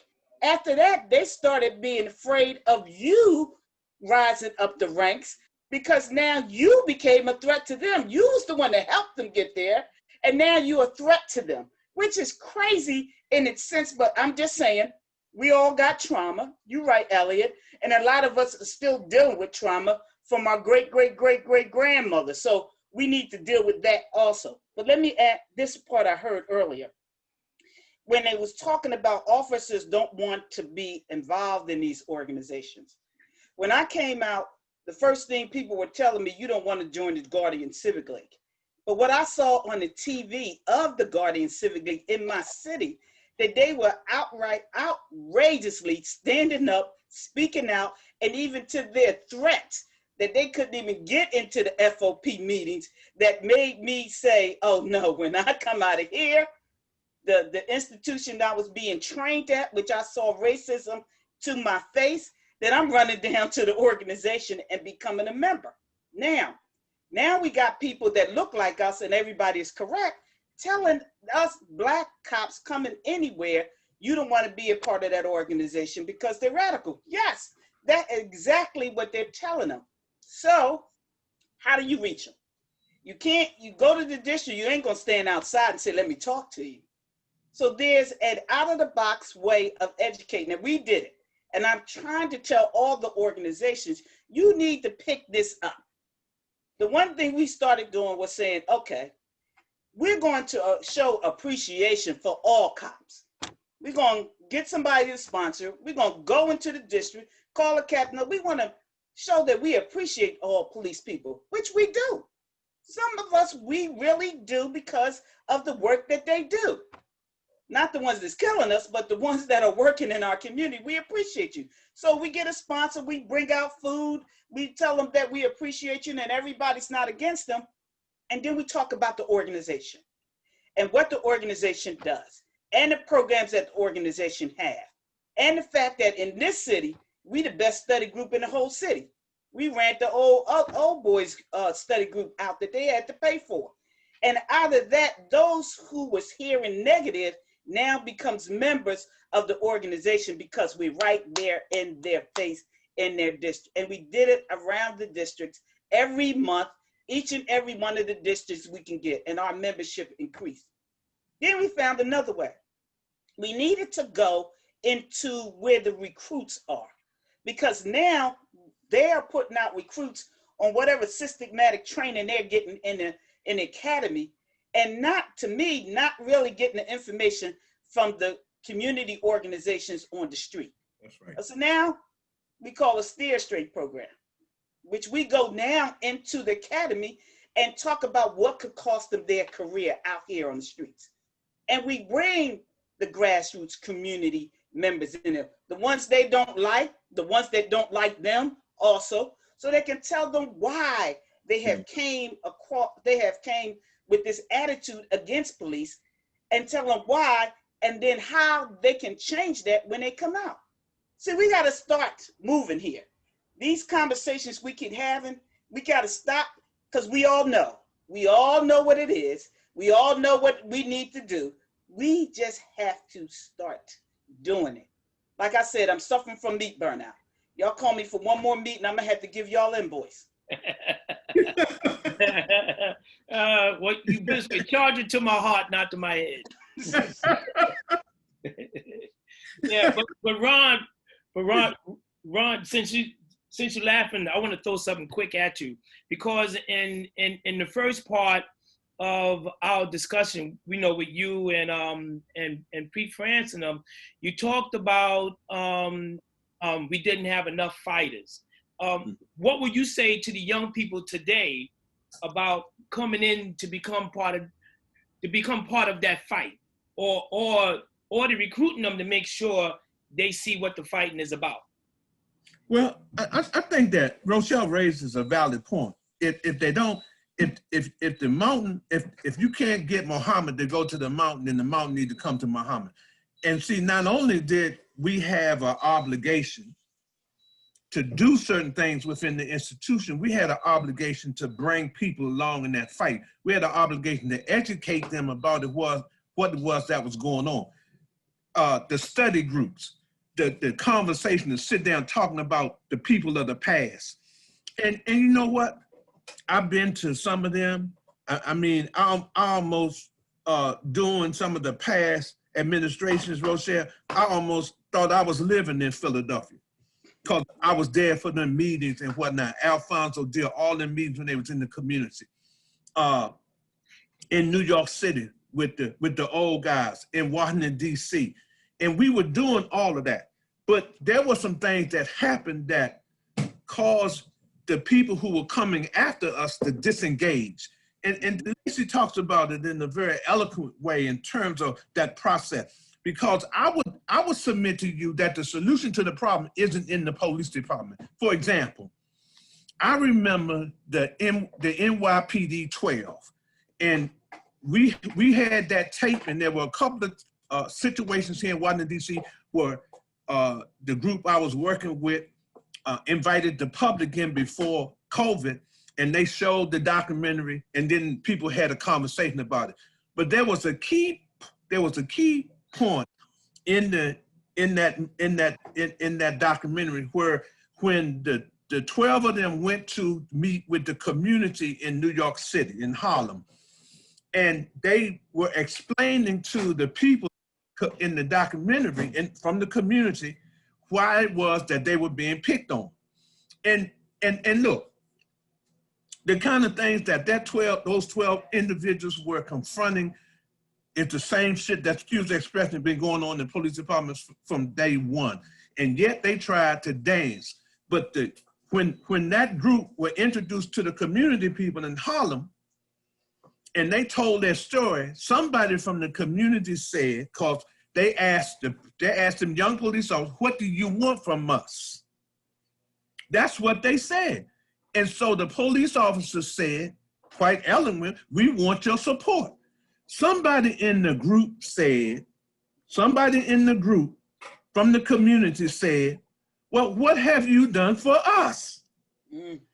Because it's not about what the reason why you're being picked on in the police department is because you're Black.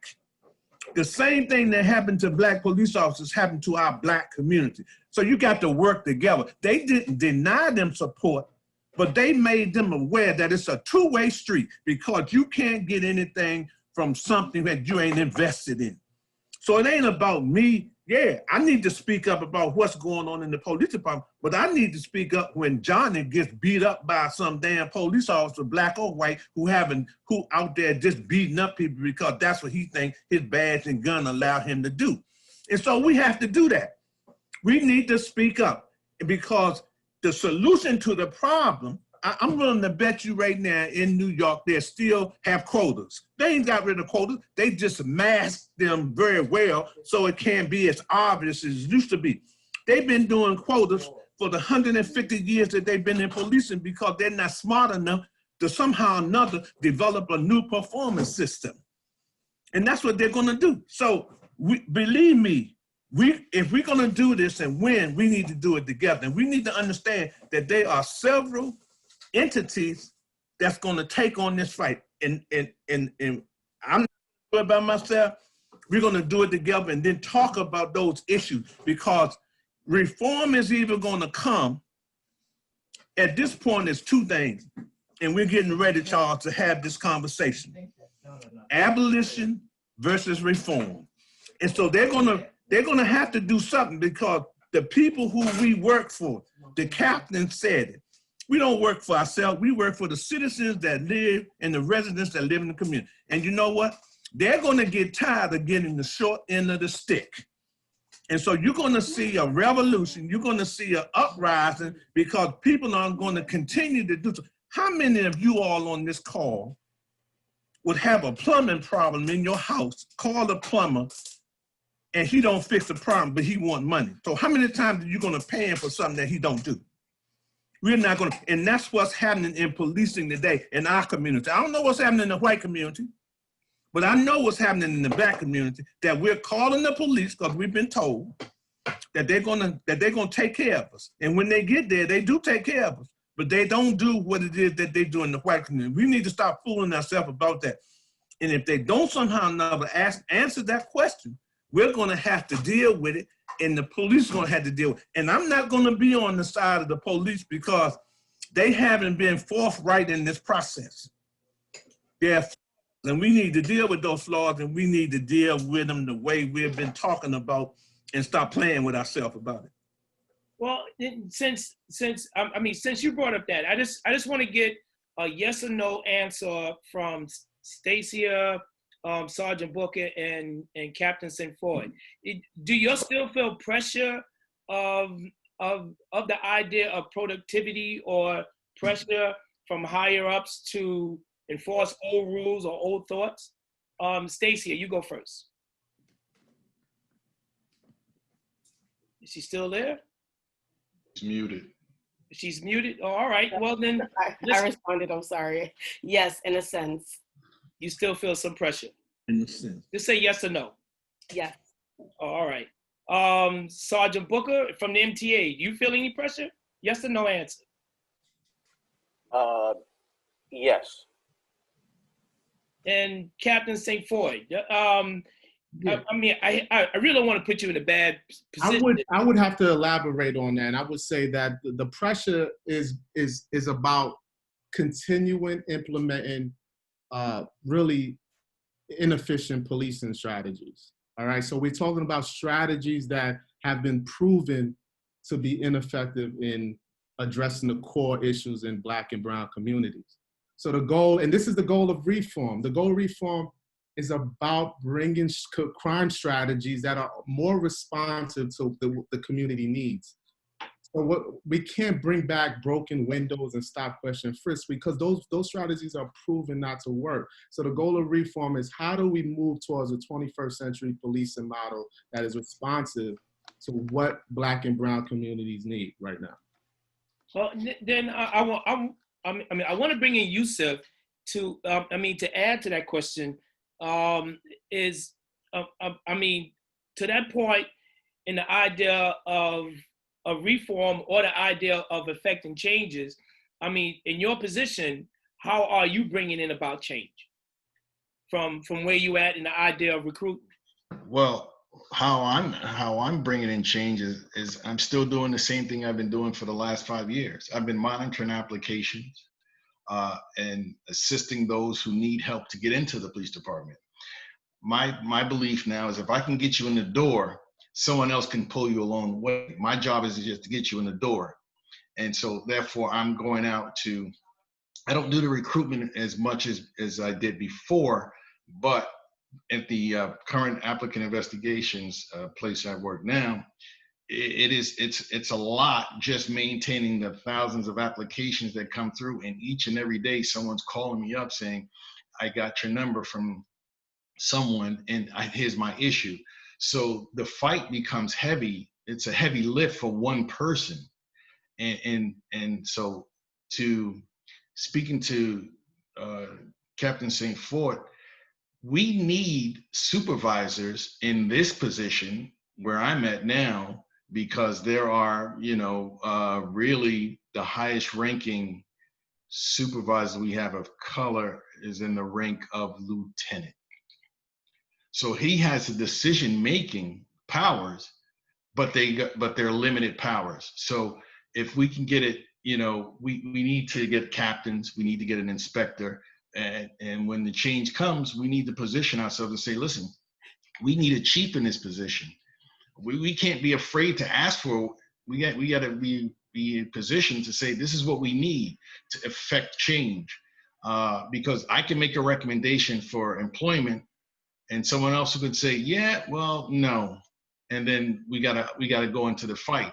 So, the strategy is twofold. Strategy is twofold.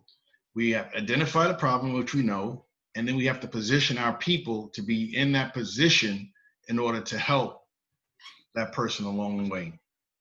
All right, I wanna change the question a little bit. Charles, can I? Let me, this 1 minute. I want to throw something out. Yeah, not too long, Ron. Because No, I'm not. There's this notion being floated around and have been for some time, that if we hire more blacks, men and women in policing, along with Hispanics, somehow or another, that's part of the ingredients of changing the process. I want people to think about this for 1 minute. Is anybody on this call in charge of what happens to a black police officer once they get into the police department? And the reason why I asked that call is I want to submit to you that the New York City Police Department, along with all the other police departments in America, are white racist organizations. And they are systemically racist. Systemically racist. And simply hiring more blacks to work in the department is not going to change the systemic issue of racism in the police department. And I'm not, don't misunderstand me. I'm not saying that we shouldn't be bringing brothers and sisters in the department, because like DeLacey said, there's a role for them once they get in. And that's what we're having a conversation about and struggling with. But if you're talking about bringing black individuals into the police department to be police departments with the ultimate goal of changing the systemic racist system, that's not going to happen. Gotcha. Well, I mean, unless somebody wanted to jump in and say something, I was going to throw something else out there. I guess not. But I want to throw something at DeLacey, because there was a question that was raised in the idea and what you brought up before about with Eric Adams, about the civil obligation.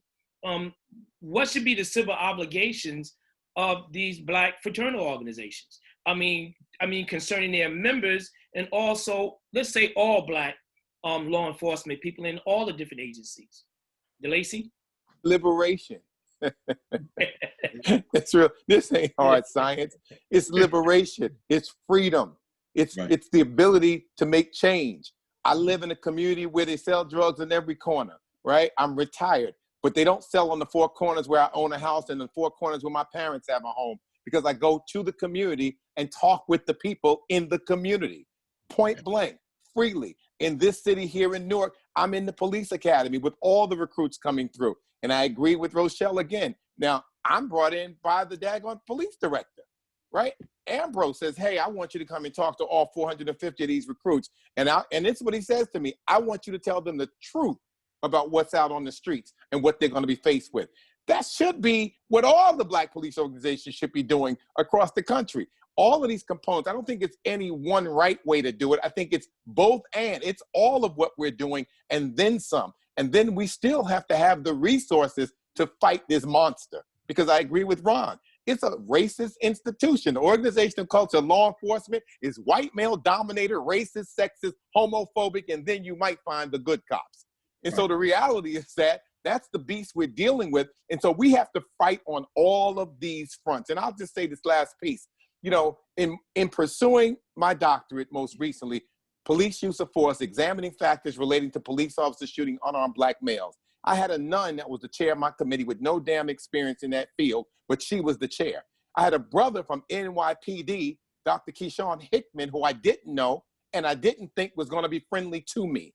If it were not for that brother, who I did not know and didn't think we were going to mesh, saying to me later, I know who you are and what you do, and my job is to ensure that you get to the other side. Right. Now, he was hard on me. He was hard on my research, but he ensured that I got to the other side when the system that we talk about was refusing to let me become Dr. Davis. So we gotta find the courage and the testicular fortitude to man up, to woman up, and to stand up when our number is called. And it's the next man and the next woman up, not waiting for somebody else to do it. That's right. And let me step in there. I want to agree with Ron and about that. Hiring black cops is not going to change the system. Our next conversation, though we're talking to cops to recruit them, we need to get with management. Because management is the issue. We have to have conversation and hard conversations with management. Your sergeants, your lieutenants, your captains, those ones that show weakness when it comes down to stepping up and supporting those officers who are bold enough and have enough courage to speak out on the issues so that they can step in. Because if it wasn't for a black sergeant in the police academy, driver training, my little behind would not have graduated because he knew why he was there. When the white teacher wanted to come at me for just being me, the black supervisor stopped him and basically, otherwise I'd have been out of there.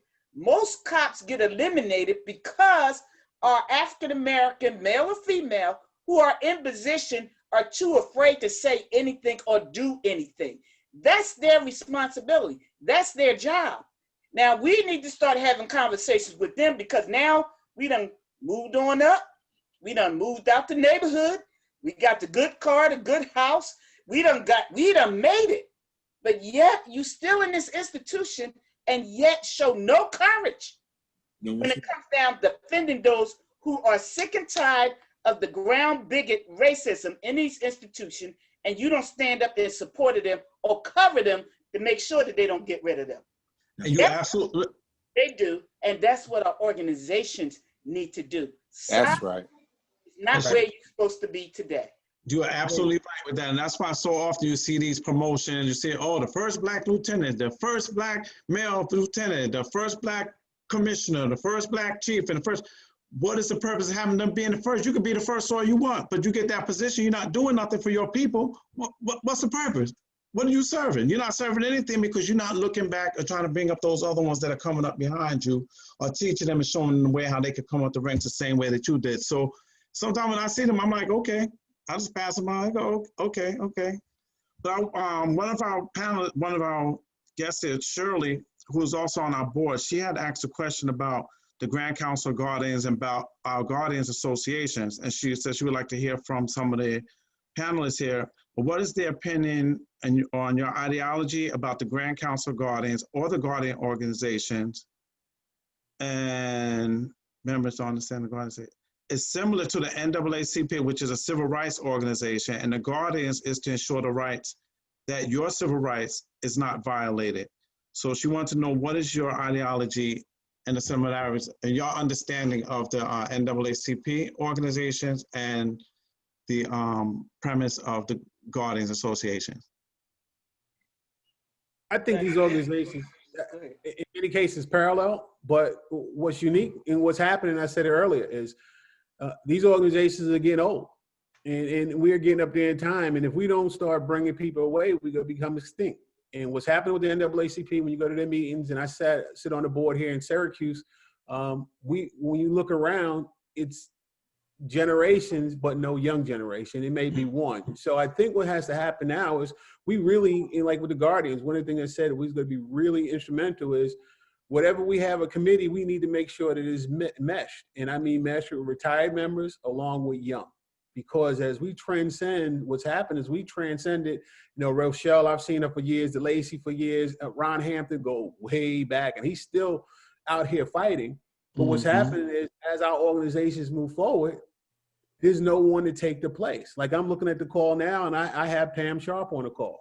But I sent this out to all our members. So we're some of our younger officers that we really need to be putting in place to move these organizations forward, so we don't become extinct. The key thing is, the battle and making sure that we have, fast runners also, and that's that younger generation. Cool. Yeah, well, listen, because I want to give everybody the opportunity to at least close with some kind of statement, or at least something to offer to the people who's watching on Facebook Live, and also those who are part of our Zoom audience. Since Elliot, we got to make it short, because we make sure I get through everybody get a chance to say something. Since you was the last one that spoke just now, what would your message be, Elliot? I think my message is the Guardian Association, New York State Troopers, it's imperative that we really unite, get in the community, give people clear understanding what the troopers are about, and make sure that we're out there engaging our counterparts and letting them know how we feel, what our reactions are, and if need be, we need to fight against them to make sure they understand that we will not be pushed around, and that we're here to stay. Rochelle? As far as all of our organizations, because we all around the country, if we're going to make a comment about our organization, our unions, who we pay dues to by endorsing a bigot in the manner in which we did, having a press conference is one step. The next step is having a consensus and taking our money out of these organizations, because we don't have to be members anymore. There's no compelling. There's a lawsuit that they bore 45, made sure went through and it passed. We don't have to do that. We need to come together, put a petition together, and start working on the fact that we don't have to be members anymore. And at that point, people will want to have a good conversation. They'll stop endorsing bigots against our own advice. And we need to start forming our own. This is the time here. We can't be separate all the time. We can't get mad and take our marbles and go home no more, because this is a crisis that we're in. So we really want to stand up and say something, do something, put your money where your mouth is. Take it out of these organizations. That will send a message more so than a press conference that we can't even find on the internet anymore. All right, thank you. Sergeant Booker? Is he still there? Yeah, I'm still here. All right. I just want to, I'm grateful for the opportunity to be on this call.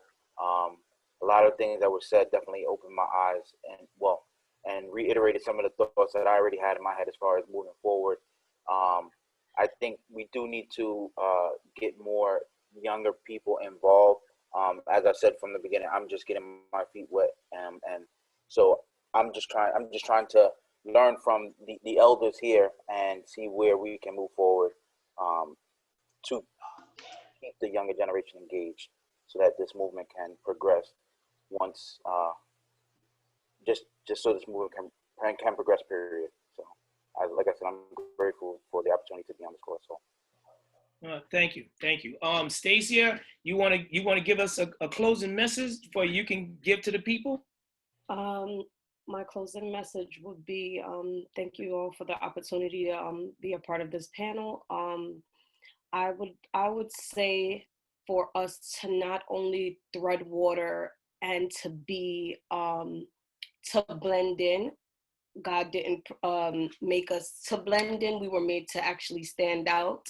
So to take a more radical approach and in our stance as being those of color, to not shy away from our duties, and to not, I believe like someone said previously, to not move out of the community and forget where you come from, but to pull someone along with you, to be of encouragement, and don't forget to always help someone, mentor someone, because someone else needs it.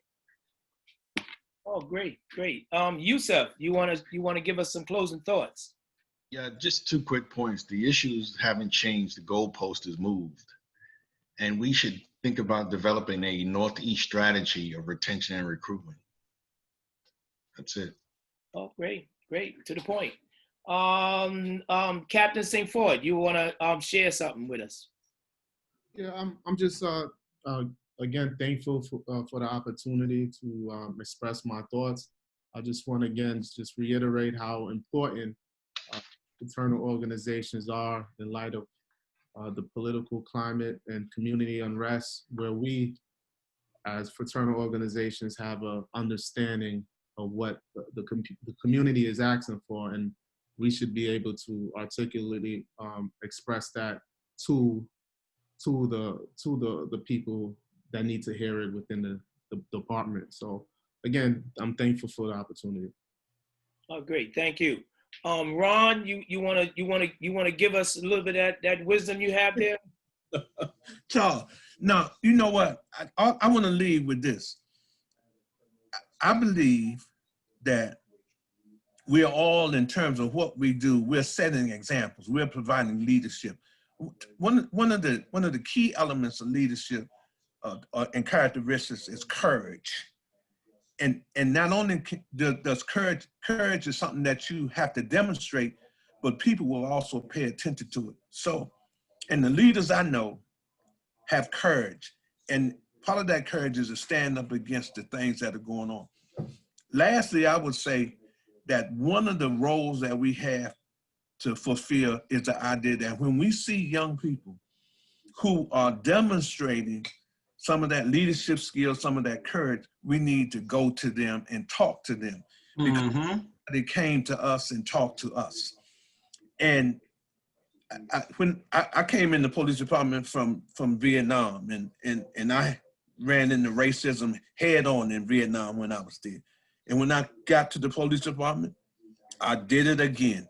But there were people at the police department who said, and who talked to me about the history of Black in policing, as well as the history of Blacks in the Metropolitan Police Department in Washington. And I said, I'm in the right place with the right people. And we've been fighting ever since then. But somebody came to me, and I like to think they came to me because I was demonstrating what it was that they had, whatever I had or demonstrated was worthy of being in there with them. And when we see young people who demonstrate that ability, for me, there were those guys in the NYPD 12, for example. There were leaders in that, for the mere fact that they were willing to stand up against the 45,000 members of the New York City Police Department and say, you require quotas. That is not something to be laughed at. 12 people against 45,000. They had courage. And that's what we need to be demonstrating, courage. Thank you. And DeLacey, Dr. DeLacey Davis, you want to give us some food for thought? Sure, I'll leave you with 4 points. One, unity is not uniformity. Therefore, we need to work in the areas where we agree. In areas where we disagree, we don't need to be disagreeable. If we can't help each other, don't hurt each other. Number two, we have to pass the baton while there's a race still able to be won. And we do that by elevating young people, by stepping aside. And when we have a platform, we have a stage, allowing a young voice to be on that stage so that we can move on and let them run the last leg of the race. And then finally, remember what Kwame Ture said, formerly Stokely Carmichael, that every Black person should belong to an organization. If it's a weak organization, then make it stronger. And if you can't make it stronger, start your own. But you must belong to an organization. And when you join the organization, you then must ask the question about Africa. I'll leave it on that note. And I thank you for the opportunity to come before you. Thank you, thank you. And for our co-host, Gerard Hakeem, you wanna give us some thoughts to what we talked about? I want to thank all of the panelists. This has been great, to say the least. I'm encouraged, and I know our young people are encouraged as well. Know for sure, young people, we have your back 100%. And everything that the elders have said here and the leaders have said here, we have to implement that. We can't let this just be talk. We have to walk the walk. And I'm committed, starting with myself. I'm committed, and I'm I'm happy. Let's move forward. Let's do what we have to do. Chris, you got to unmute yourself. Thank you again to all our guests, our panelists that joined us this Sunday evening. Very enlightening workshop again. Thank you again, and look forward to and engage you in the fight. And Josh, you there?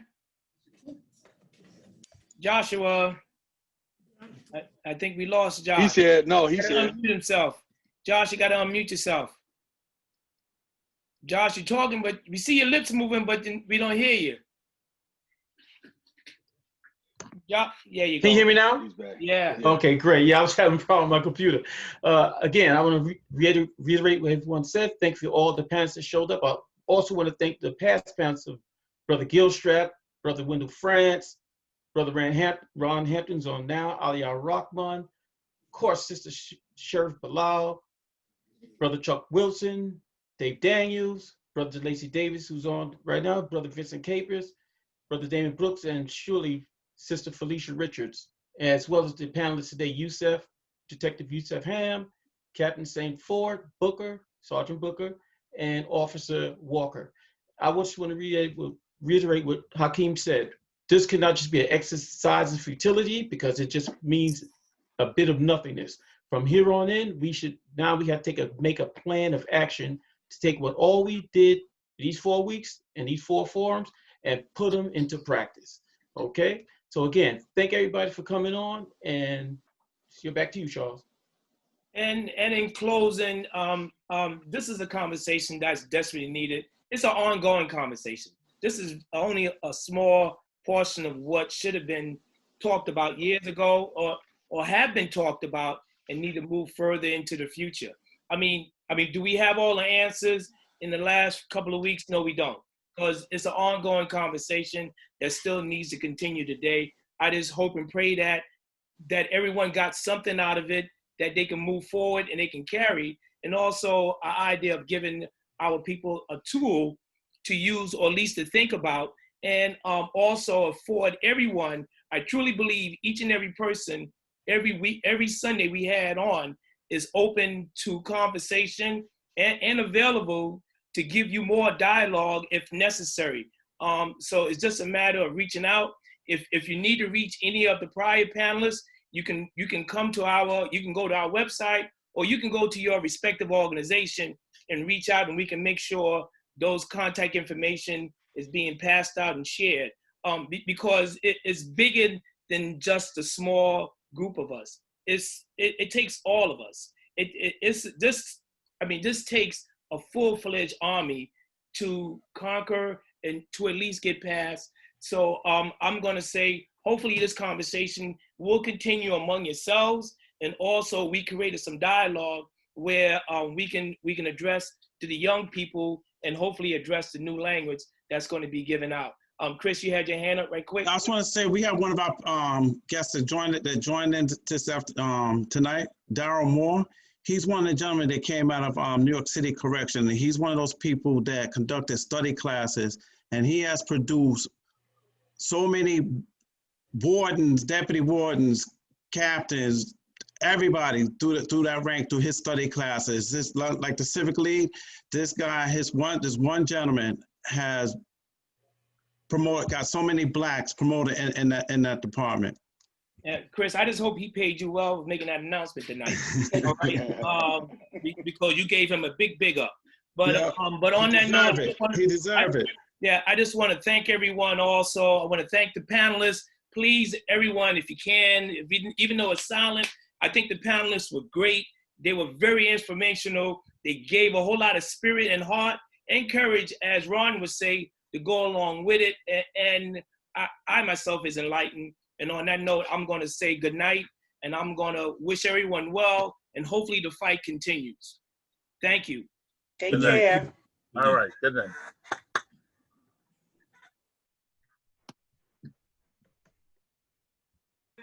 He's also